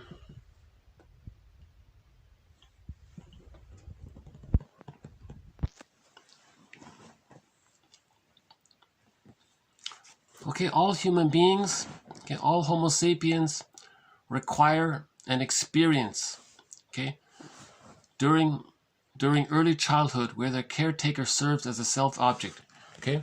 So in our jargon here, that's the psychological egg. The baby was born for his biological birth. So that's like hatching out of an egg, one egg, the womb, like one egg. He enters into this extended womb. It's like another egg. He needs a second egg as a continuation of the original egg. Humans are not like chickens. They're born and they can run around and they're fine. Humans need this extended egg. This extended egg is not only for their developing and growing, it's also for their psychological birth to take place at the age of 3.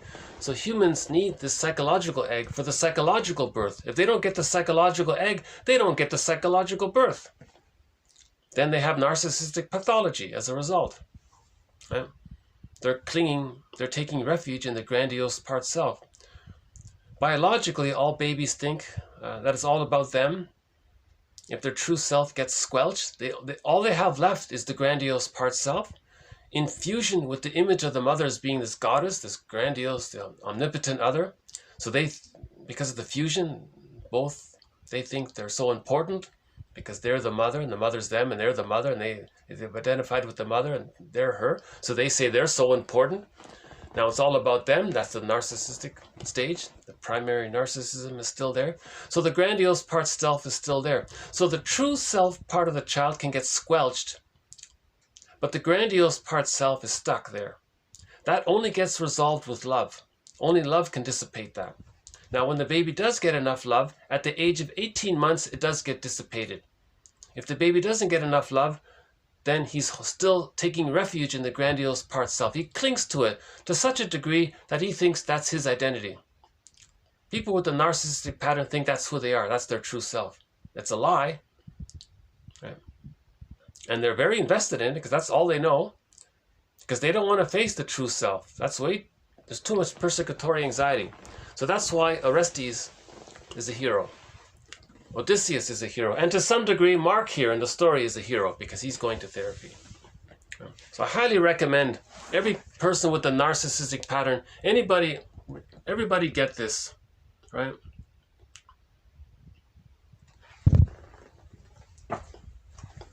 I think all high school students should study this for 1 year. Grade 12, one a week, one therapy session a week for 12 weeks, and then redo it. Spend a whole year, 1 hour a week for through all of grade 12. I think every high school student should learn this. That would be part of the moral revolution, to be conscious. Right? Okay, so that's just a clarification about the jargon here. So the stage of social symbiosis, the breast is called a self-object, meaning this object is fused with the child. So this other is an extension of him. It's a part of him. Now, if this part of him, if this breast is rejecting and it's a part of him, later on he rejects himself. That leads to unconscious guilt. That's too painful, then he blames others.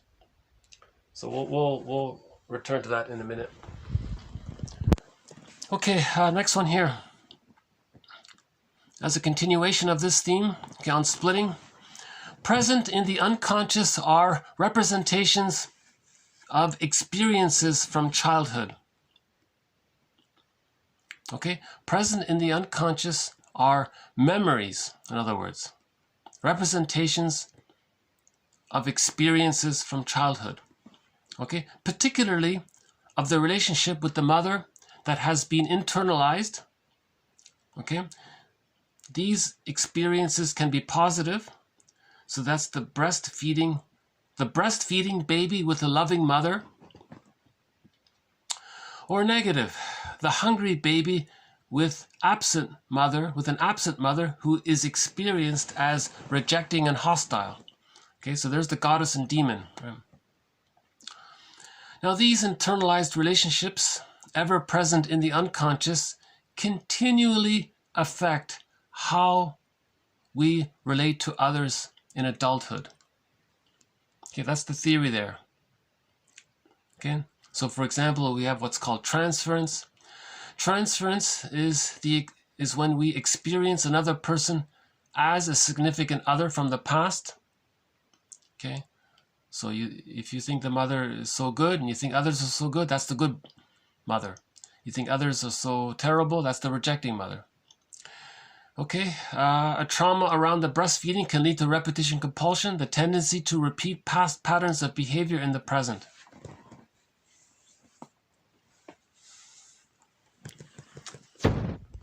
Peter Siphonos has this criteria if he's going to accept someone in his therapy. He says, are they psychologically minded? He means, do they believe that childhood memories, unconscious feelings affect us, influence us? Yes or no? Do you believe that? If you don't believe it, he doesn't take the people. You have to fully accept this idea that there is such a thing as an unconscious influencing us. Okay? The iceberg metaphor. We're only conscious of a little bit. So much under the water we're not conscious of. The intrapsychic world of each person is projected externally onto others. Thus, the internal psychic state becomes part of the interpersonal world. Okay, that's a good little summary of object relations theory. The baby has an interpersonal external relationship with the mother. He has memories. These memories cluster around different themes. Each theme is called an internal object. These internal objects, you have a whole bunch of them there.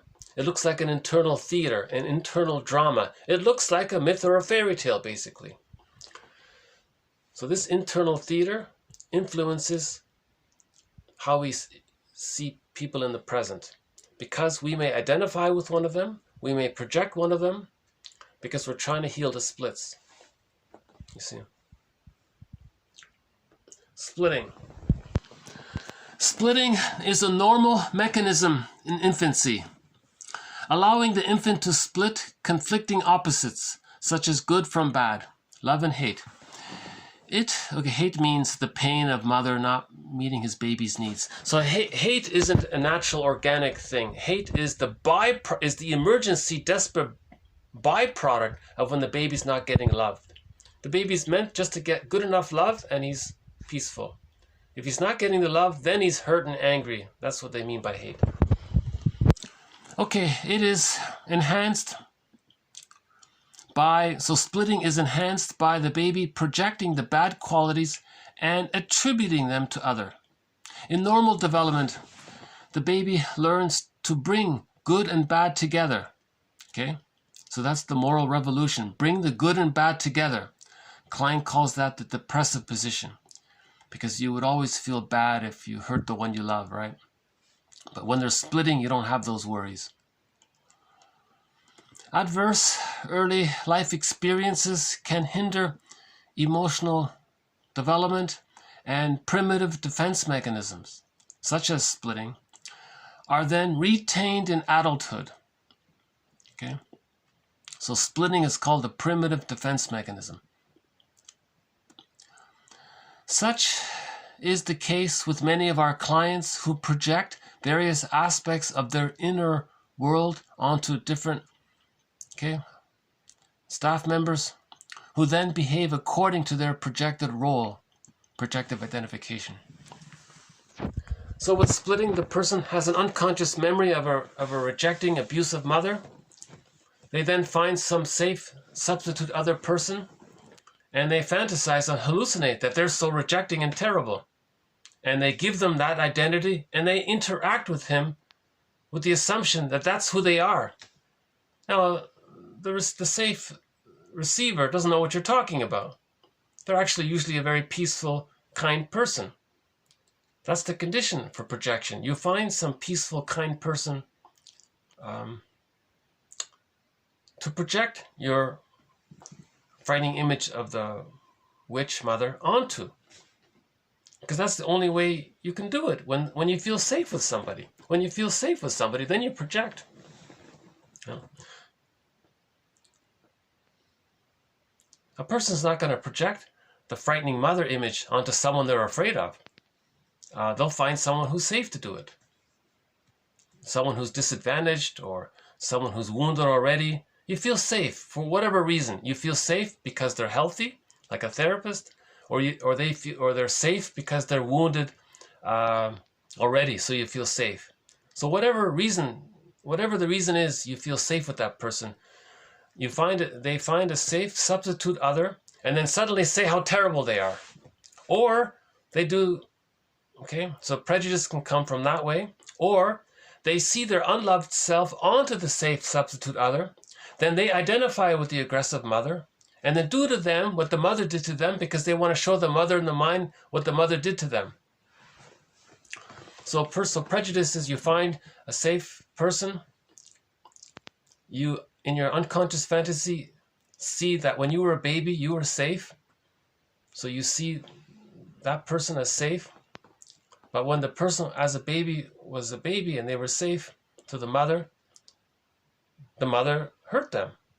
Now they identify with the aggressor. Now they hurt the other person to communicate that when they were a baby, the mother hurt them. So the person engaged in the identification with the aggressor, they see their unloved self onto others, and then they do to them what the mother did to them, because they want to communicate what their mother did to them. They're trying to create a mirror. It's the symptom again. This behavior, creating this mirror, is like a symptom.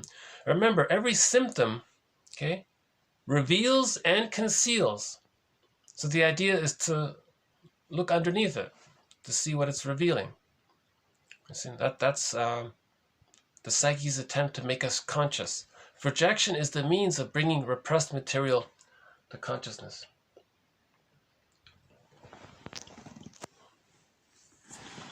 Therapy will often move forward in a maze-like fashion. Sometimes a barrier is encountered that makes it necessary to retrace one's steps and to set out in a new direction. In the process, new significant data emerge. Again, okay, healing ourselves will often move forward in a maze-like fashion. That's the labyrinth, okay? A maze-like fashion. Okay, so one metaphor of the hero's journey is this labyrinth, right? The maze-like. Remember in the maze, remember in the myth, he came across this frightening beast, okay? That's the mother complex. Okay, that's facing the persecutory anxiety, right?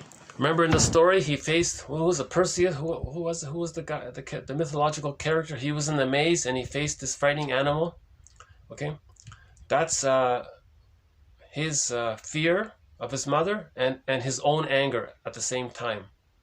You see, so he's got to face his persecutory anxiety. Now you don't, you're not aggressive. You don't. This is within. You don't want to be aggressive to yourself. You just want to acknowledge it. You want to accept it. Now you may have to run from it. Remember Orestes, he had to run from the Furies. Okay. So you just keep... You're facing it, but then it's too much, so then you just... So that's why it's a maze-like, and you go around in circles. They say it's like a cycle. It's cyclical, and you're gonna revisit it again and face it again, and you're digesting this material slowly, right? Therapy will often move forward in a maze-like fashion. Sometimes a barrier is encountered, okay, a dead end, right? That makes it necessary to retrace one's steps and to set out in a new direction. Okay. I notice a lot of therapy books use that phrase, new directions in our studies in narcissism, or new directions in our studies in unconscious guilt, or new directions in understanding adult development, new directions on how to be your own existential detective, and so on. Right? Okay, now in the process, new information emerges. Okay, so we're always learning, right? So we're always learning in the maze. Right? Not a bad little quote there. Okay, let's do the unconscious guilt one. Okay, this client couldn't face his own unconscious guilt, right? So again, unconscious guilt, remember, the baby's at the breast. The breast is a self-object. It's something that's a part of him. Now the breast is rejecting him.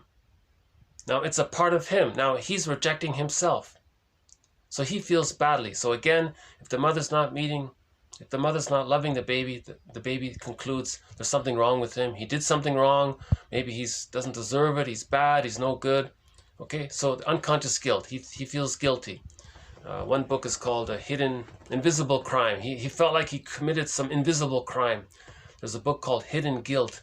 The original, the first edition of that book, Hidden Guilt, by Engel and somebody, was called Invisible Crimes. An excellent little pocket book.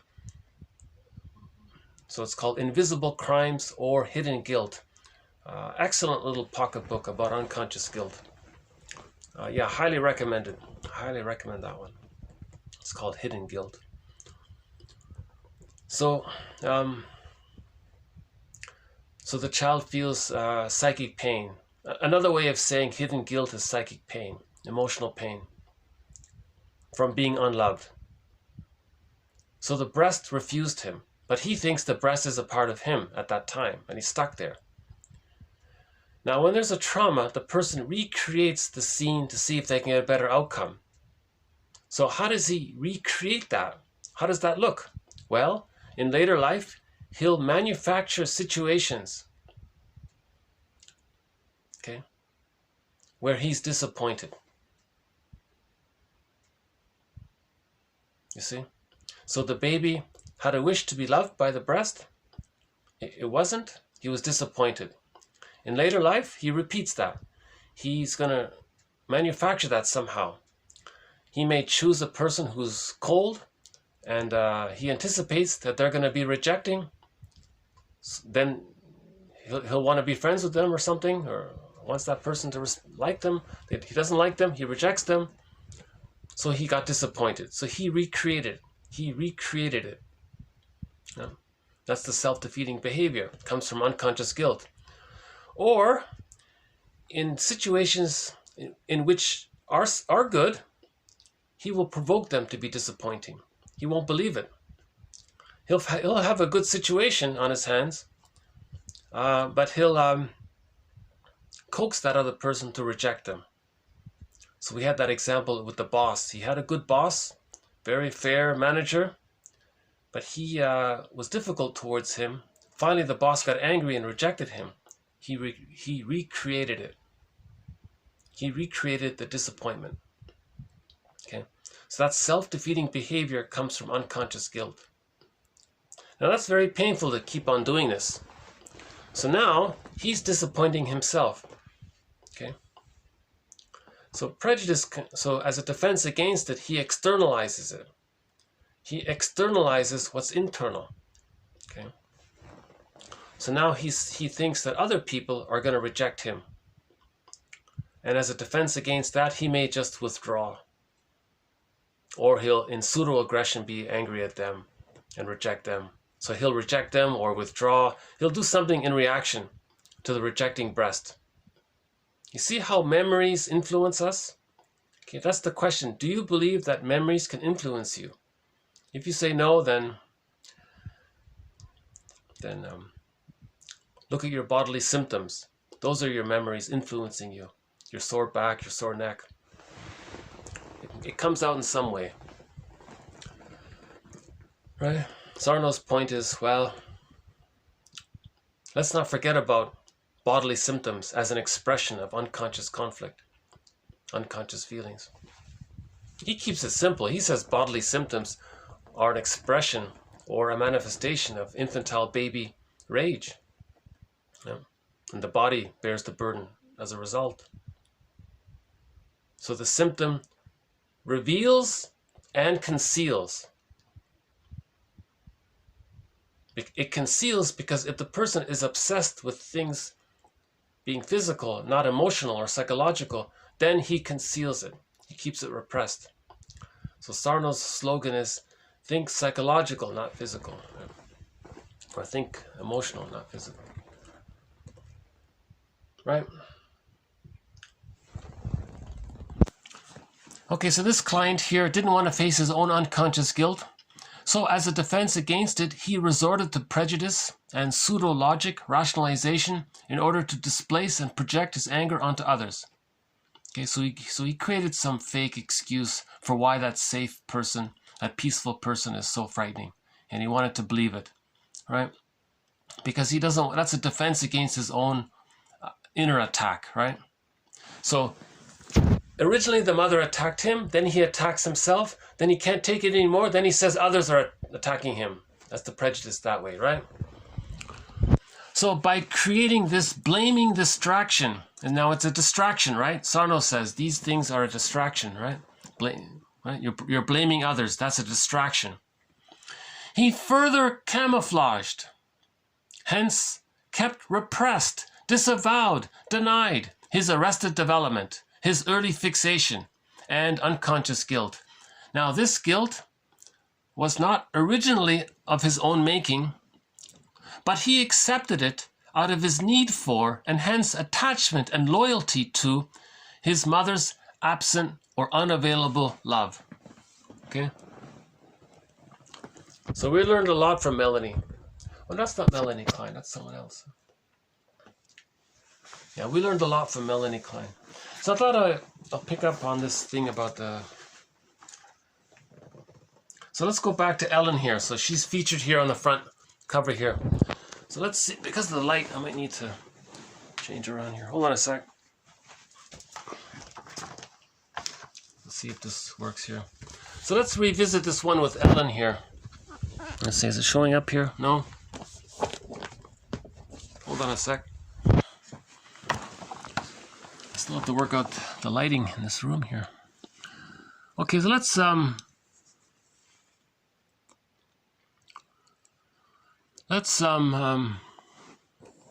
start somewhere here. Hold on a sec. Okay, let's start here. You seeing it here? Okay, let's start up here with the first one.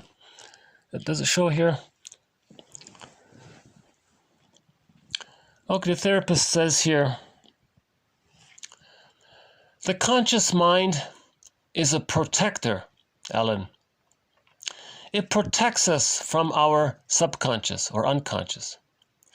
It censors our true inner feelings by putting the blame on others. Okay? Actually, this blame, you're doing it to yourself. You are consciously protecting yourself from your true inner feelings of self-blame. Okay, so she's blaming herself, and as a defense against it, she's blaming the people in her environment. Ted, her uncle, her aunt, and so on. And she says, what are you talking about? Okay, still there.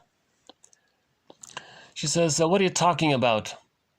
Why should I do that? Why should I drive people away? Why should I say they're so bad and I withdraw? Right? Why should I think these bad things about them, and then as a defense against it, I withdraw and I become a social hermit? Because in order to be able to receive love, you must be able to give love, Ellen. And she panics. She says, You mean I'm not able to love? I have no capacity to love? What are you talking about? He says, no, not at all. He says, no, not at all. You're afraid of love, afraid of being rejected as you were in your childhood. You're afraid of being hurt. So in order to protect yourself, you reject first. In order to protect yourself, you reject first. Okay? The rejection you've come to expect of others. Okay? You sever emotional ties before they become strong, because you're afraid of strong emotional ties. Then I'm making it all about me, she says. It's all about me. She says, you've made a vital... Still there? Sorry if you're not seeing it here. Well, okay. Where are we here?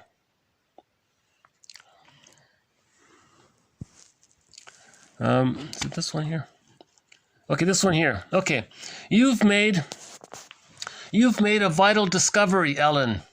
Most neurotic behavior stems from making it all about yourself. In your case, you shifted the burden of guilt for your unhappiness upon other people instead of yourself, in order to protect yourself from self-blame and self hurt and self-guilt. Okay, so she's doing it to herself, right?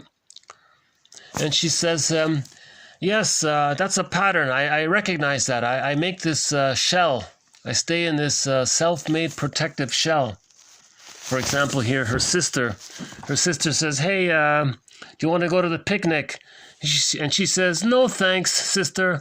You go on ahead without me. I'm perfectly happy to stay at home and read. And the sister says, Ellen, why are you doing this to yourself? You're only a kid. You ought to have some fun. You're shutting yourself out. letting the world pass you by. I prefer it this way, Ruth. It's my life, and I don't care to discuss it. Now, please go and leave me alone.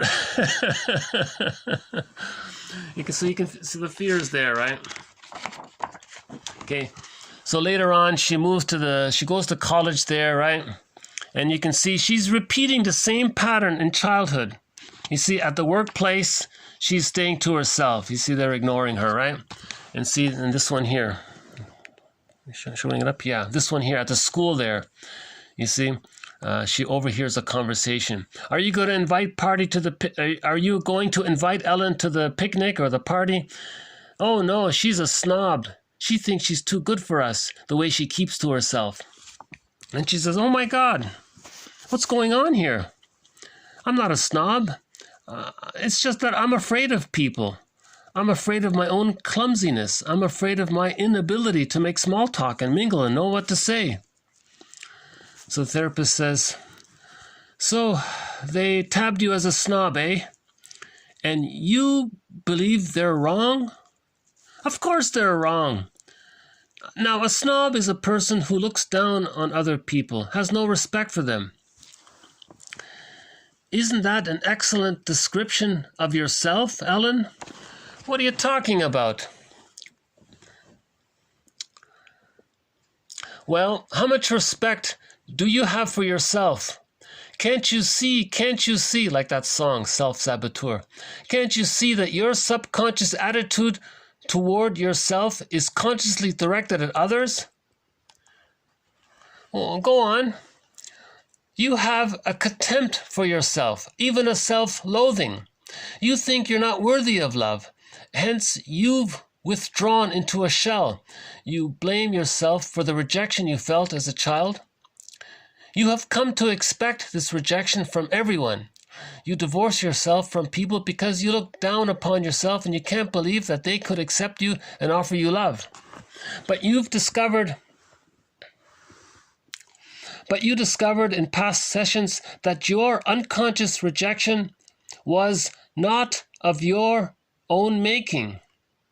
You had no control over it. That it was caused by many factors not involving you.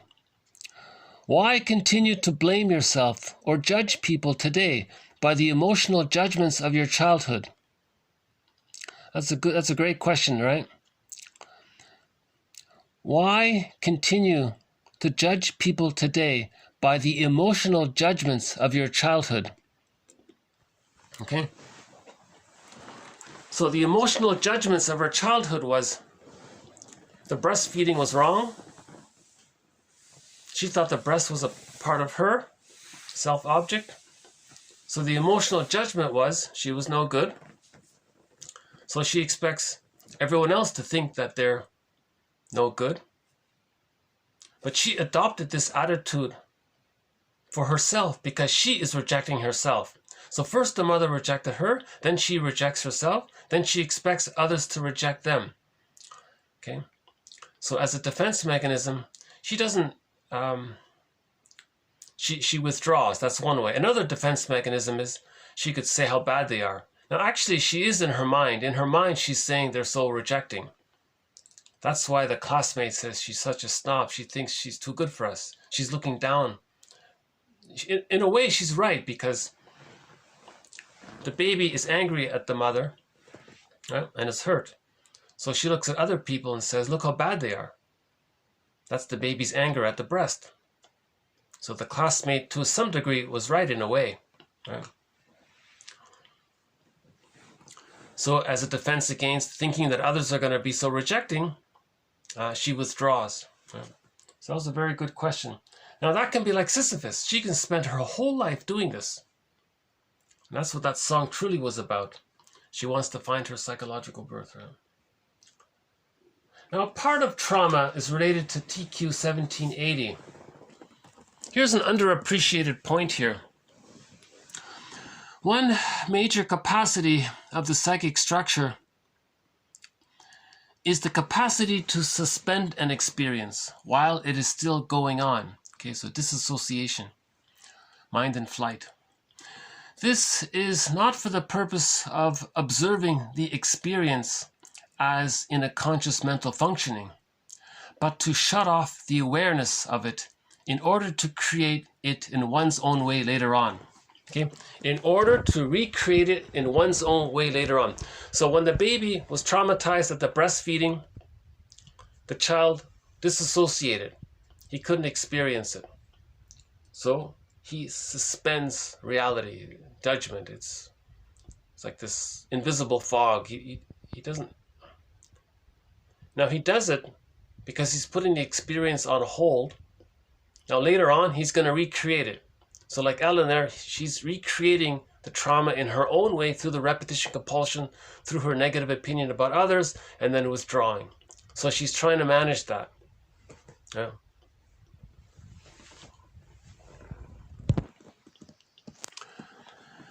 Okay, part of this repetition compulsion is unconscious rage, shame, and envy and anger. Okay, fair enough. Okay, therapists should adopt a fisherman's attitude. Okay, a fisherman's attitude. A therapist is a fisherman.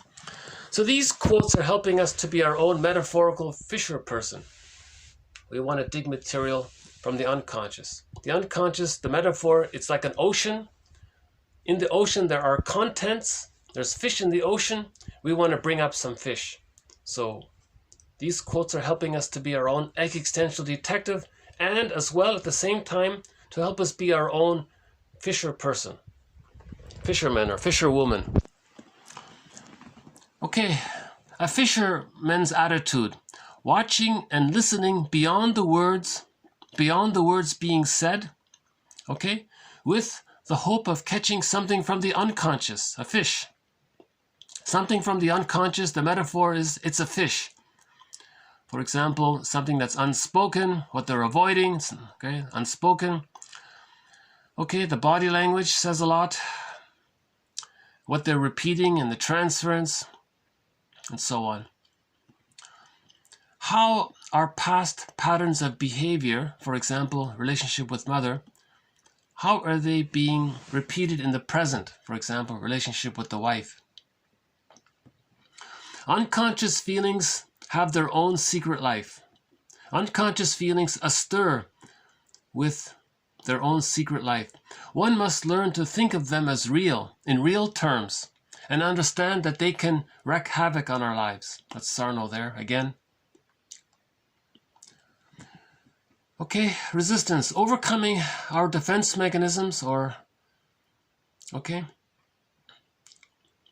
acknowledging our defense mechanisms can lead to the emergence of more concrete, coherent situations. For example, fantasies. His fantasies became linked with living memories. Right? So fantasies are a defense mechanism. So you talk about your fantasies, that can lead to some real memories.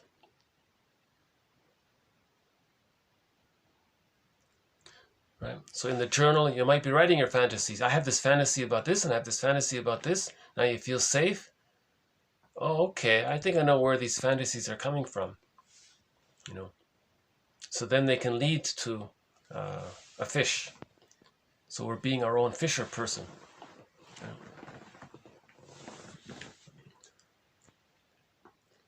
Okay. Let's see. Oh, it's raining. Okay.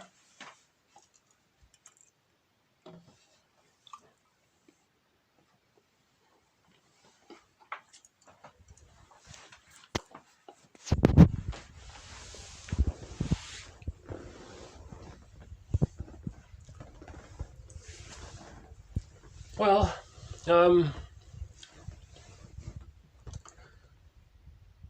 these quotes are posted below for review and for consideration. I hope some of my comments around them are of more help, of some help in some way. So why don't we wrap it up here? So just as a closing song, I'll play a little bit of some new age here. So here's a song from the album called Atlantis Crystal Chamber.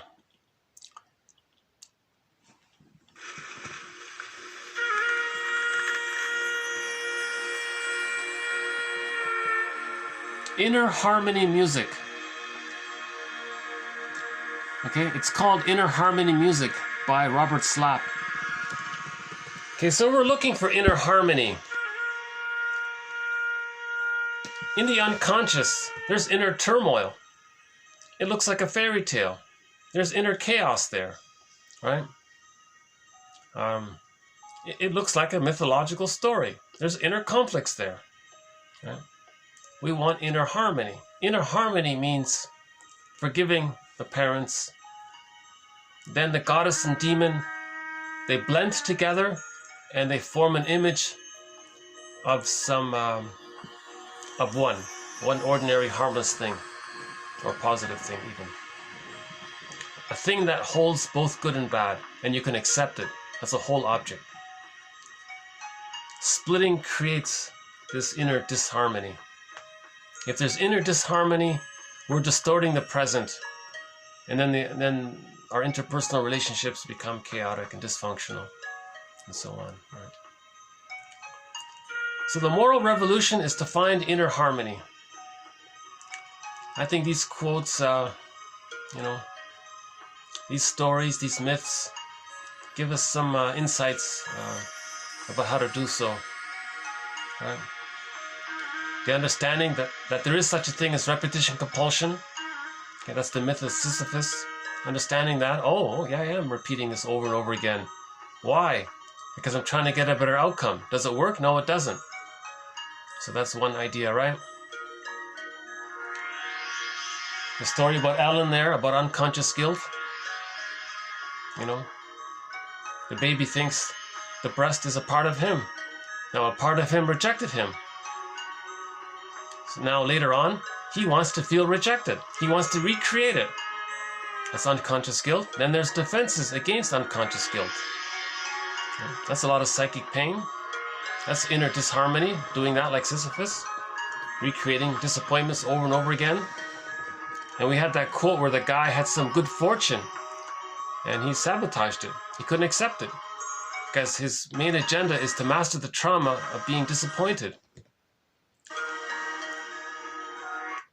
Yeah, I noticed myself calming down with this music already, right? A little bit. I got a slow connection here, so it's gonna skip out sometimes.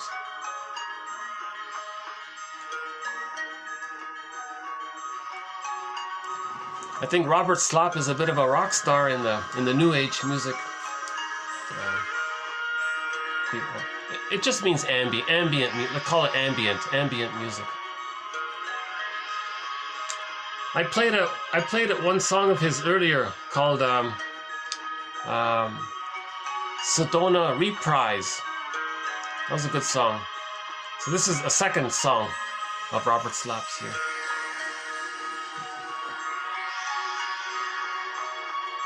Inner harmony, yeah, so we're looking for that inner harmony. So in this video, we talked about the Furies, how that's a metaphor for persecutory anxiety, of the process of searching for a psychological birth when we don't have the foundation of love to do so. So you have to be a hero. You're moving forward with a sort of deficit, right? And it's scary. But man's main task is to give psychological birth to himself. We have to heal, right? So that's why it's like a maze. It's like a labyrinth, dead ends, frightening things are in there, and you run away and you dead end again. You retrace your steps, but you learn in the process, and finally you get through to the other end, right, of the maze. Orestes, the idea. So the Furies. When Orestes reached unconscious ambivalence, when he faced the good and bad of the mother, realistically, not in he didn't lie to himself. Here's the thing, the accounting is honest. You have to realistically, honestly, what were the good things and bad or disappointing things with the mother. Honestly. You have to be honest about it. If you're honest about it, it's this verdict of reality that makes the work of mourning so painful. Nobody wants to be honest about it, because to be honest about it means you're separating from the mother that faces the Furies. So to be honest, to find the good and bad honestly, not out of vanity or how it sounds or how you wish it could be or how you think you need it to be or how you want it to be. Honestly, what were the good things about the parents? What were the disappointing things about the parents? Honestly, do that bookkeeping honestly. If you can honestly do that emotional audit, midlife is called an audit, emotional audit. In the emotional audit, you want to be honest. If it's dishonest, it's not a real audit. You just delayed it. It's a dead end in the labyrinth. So you got to retrace your steps and do the emotional audit. An honest emotional audit. An honest emotional audit is what were the loving sides and what were the disappointing sides, and amalgamate the two sides. Okay, so in the story of Orestes, there was the courtroom scene. Half, it was split. Half said yes, half said no. That represents the splits. Athena said yes. It means she accepted the splits. She didn't side. She didn't choose. Yeah, I guess in the end you do choose a side. Love wins, right? Love wins means when you do an emotional audit, honestly, love wins. Right? Then you get whole object relations. Then the Furies became the gentle ones. So he could accept his feelings. Now his feelings served him. Sometimes the gentle ones, the Eumenides, sometimes they call them like sentries, like guardians. They protect you, they serve you. They're helpers. You know. And somebody said that in the Odyssey, even when Odysseus was struggling, the sun. I remember now. One version of the Odyssey is the sun. One of the goddesses said, "Hey, Telemascus, I want to tell you the story about Orestes." And Telemascus was inspired by the story of Orestes. So healing happens. Healing happens if we can do an honest emotional audit. The emotional audit has to be honest. You have to think back to your childhood. You know, I don't think, did I ever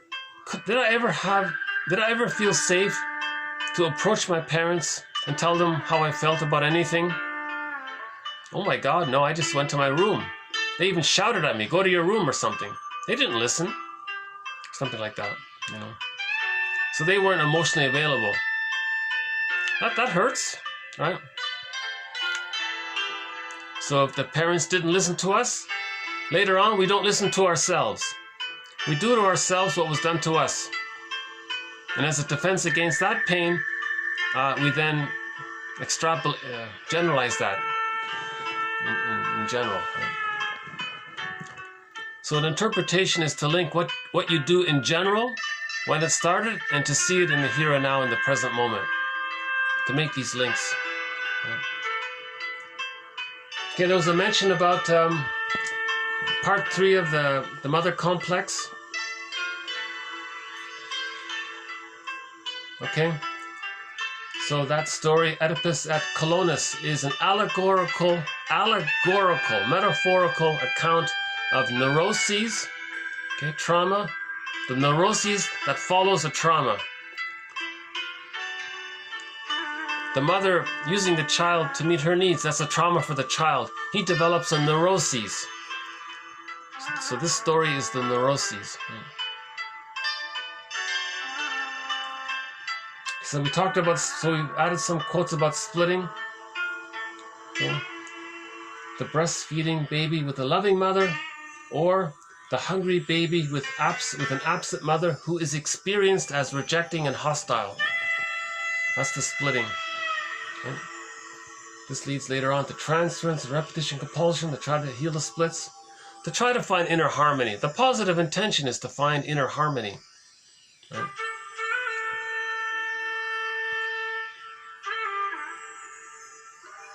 So we talked about splitting in the maze there. One about disassociation. We had a very good quote. That woman from Sarno in the past 3 videos.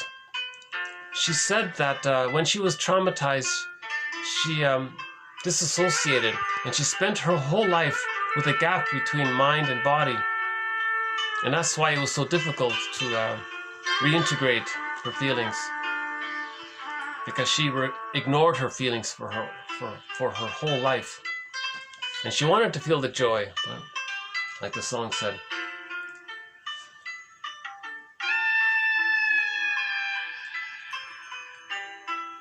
Yeah, I think it was that first song that I liked. That one song there. Is it this one?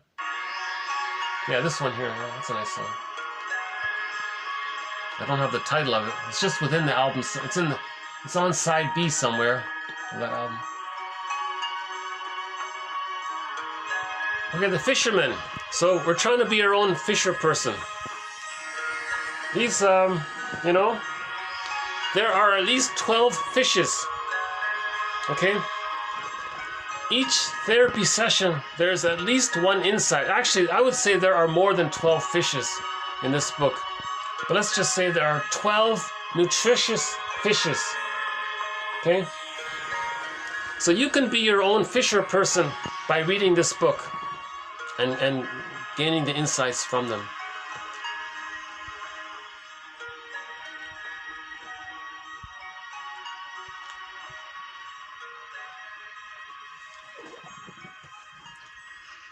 So what do we end with truly here? That song sort of sums it up, doesn't it? The song Truly.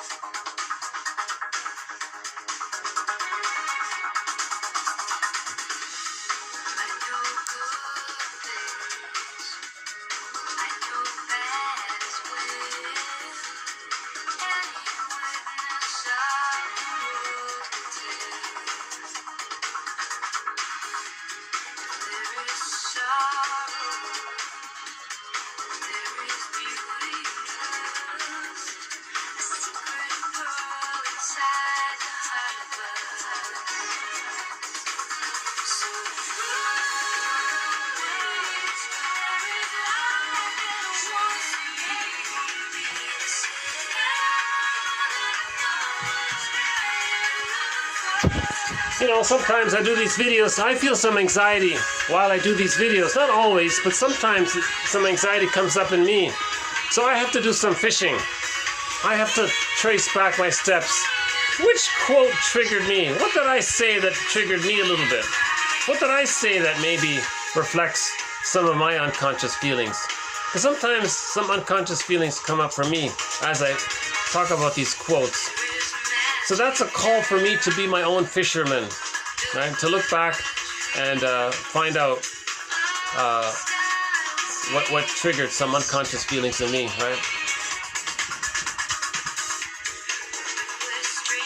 Woodman? No, Robert Bly uses that metaphor as well.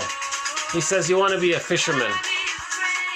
In any fairy tale where there's a fisherman, okay, that's talking about looking into the unconscious.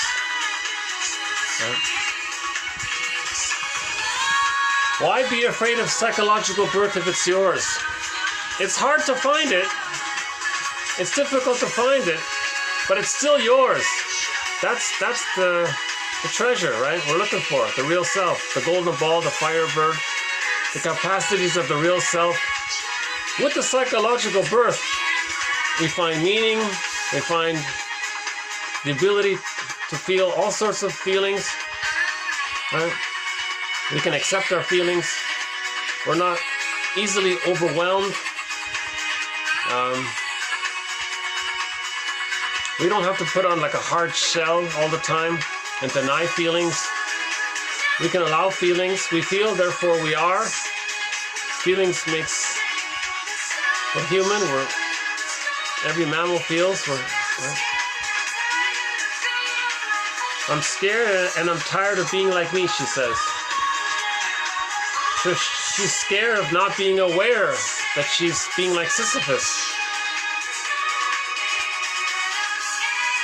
This kind of assertion in this song, you know, that's really reaching the point where I want my life to be better.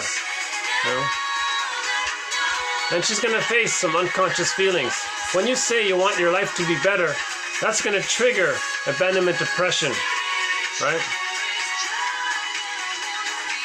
There's joy that I want to feel. So she accepts the reality that happiness is a natural birthright, right? The psychological birth is a natural birthright. The psychological birth, there's a lot of joy and pleasure in life with that, right?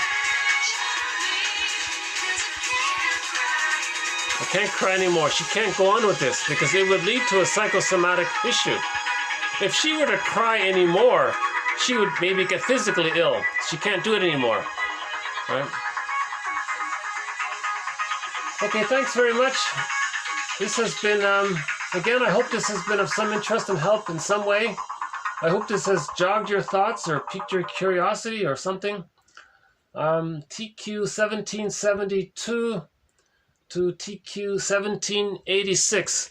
And we'll add more quotes on our different themes here.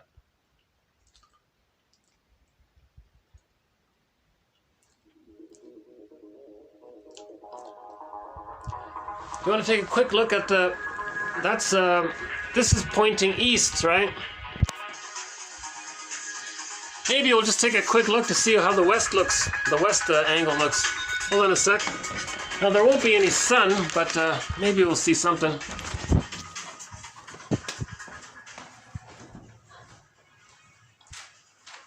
This is facing westbound.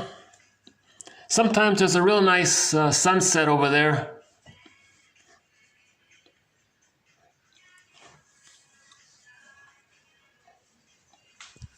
Well, we can't really hear the song in here, but okay.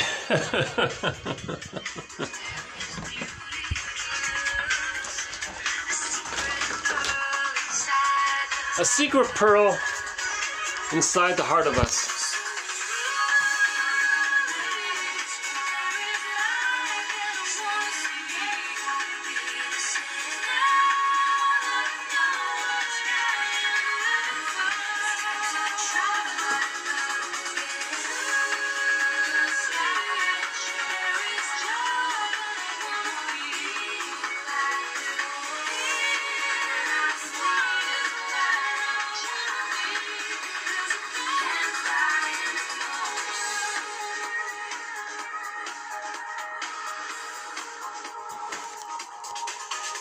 I can't cry anymore.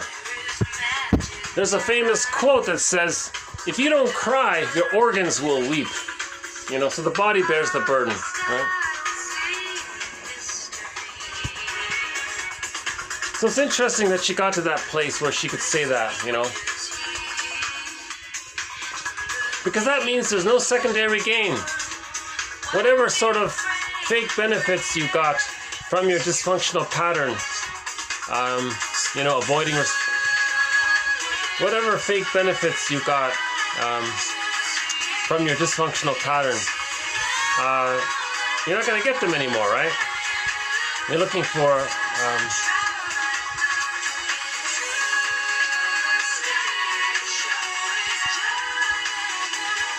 that's a very good song, truly, by Delirium.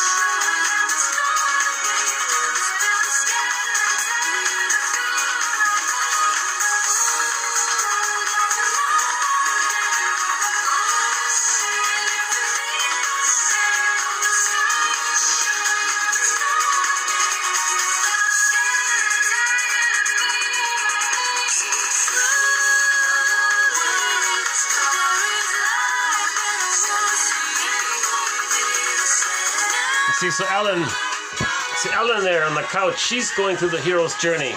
So she's brave. She's facing the truth, the patterns. You see? She wants to know why she's self-defeating, why she's living in a self-defeating way. Right? Why is she afraid to enjoy the maple trees and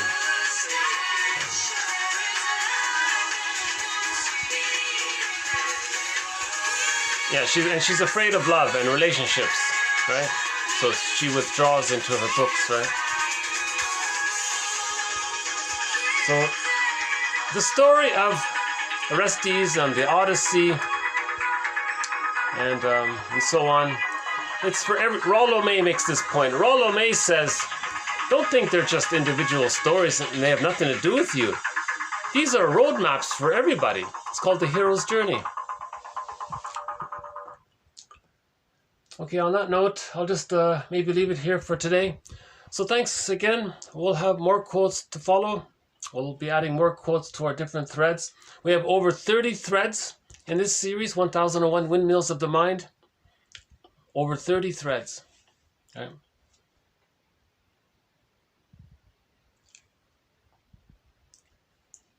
Actually, there is one point here that I forgot to mention.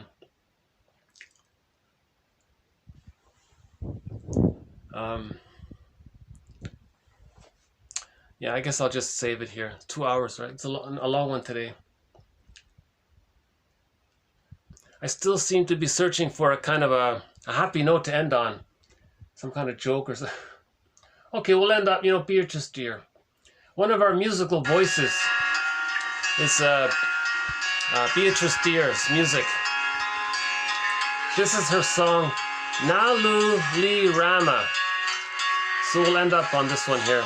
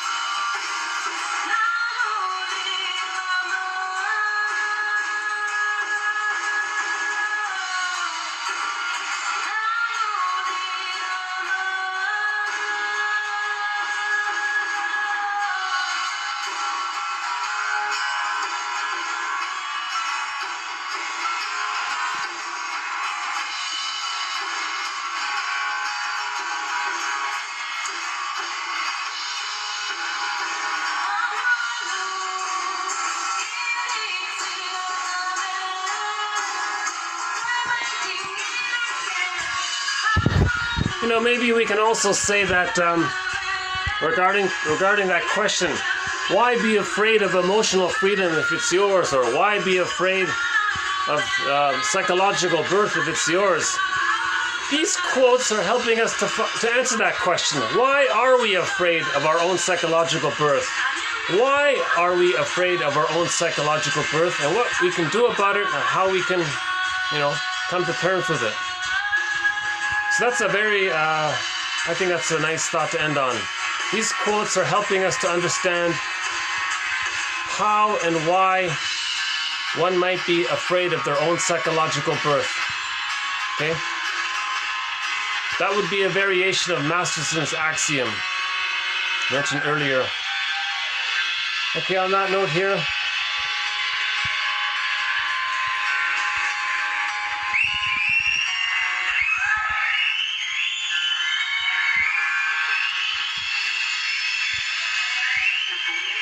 Whatever she said, I'm assuming she said thank you or goodbye, something like that. So we'll have more quotes on figuring out how we can be our own fisher person, or fisherman or fisherwoman. What's the proper term for a fisherman or a fisherwoman? Just a fisher person? So these quotes are, we'll have more quotes on how we can be our own fisher person. Thanks again.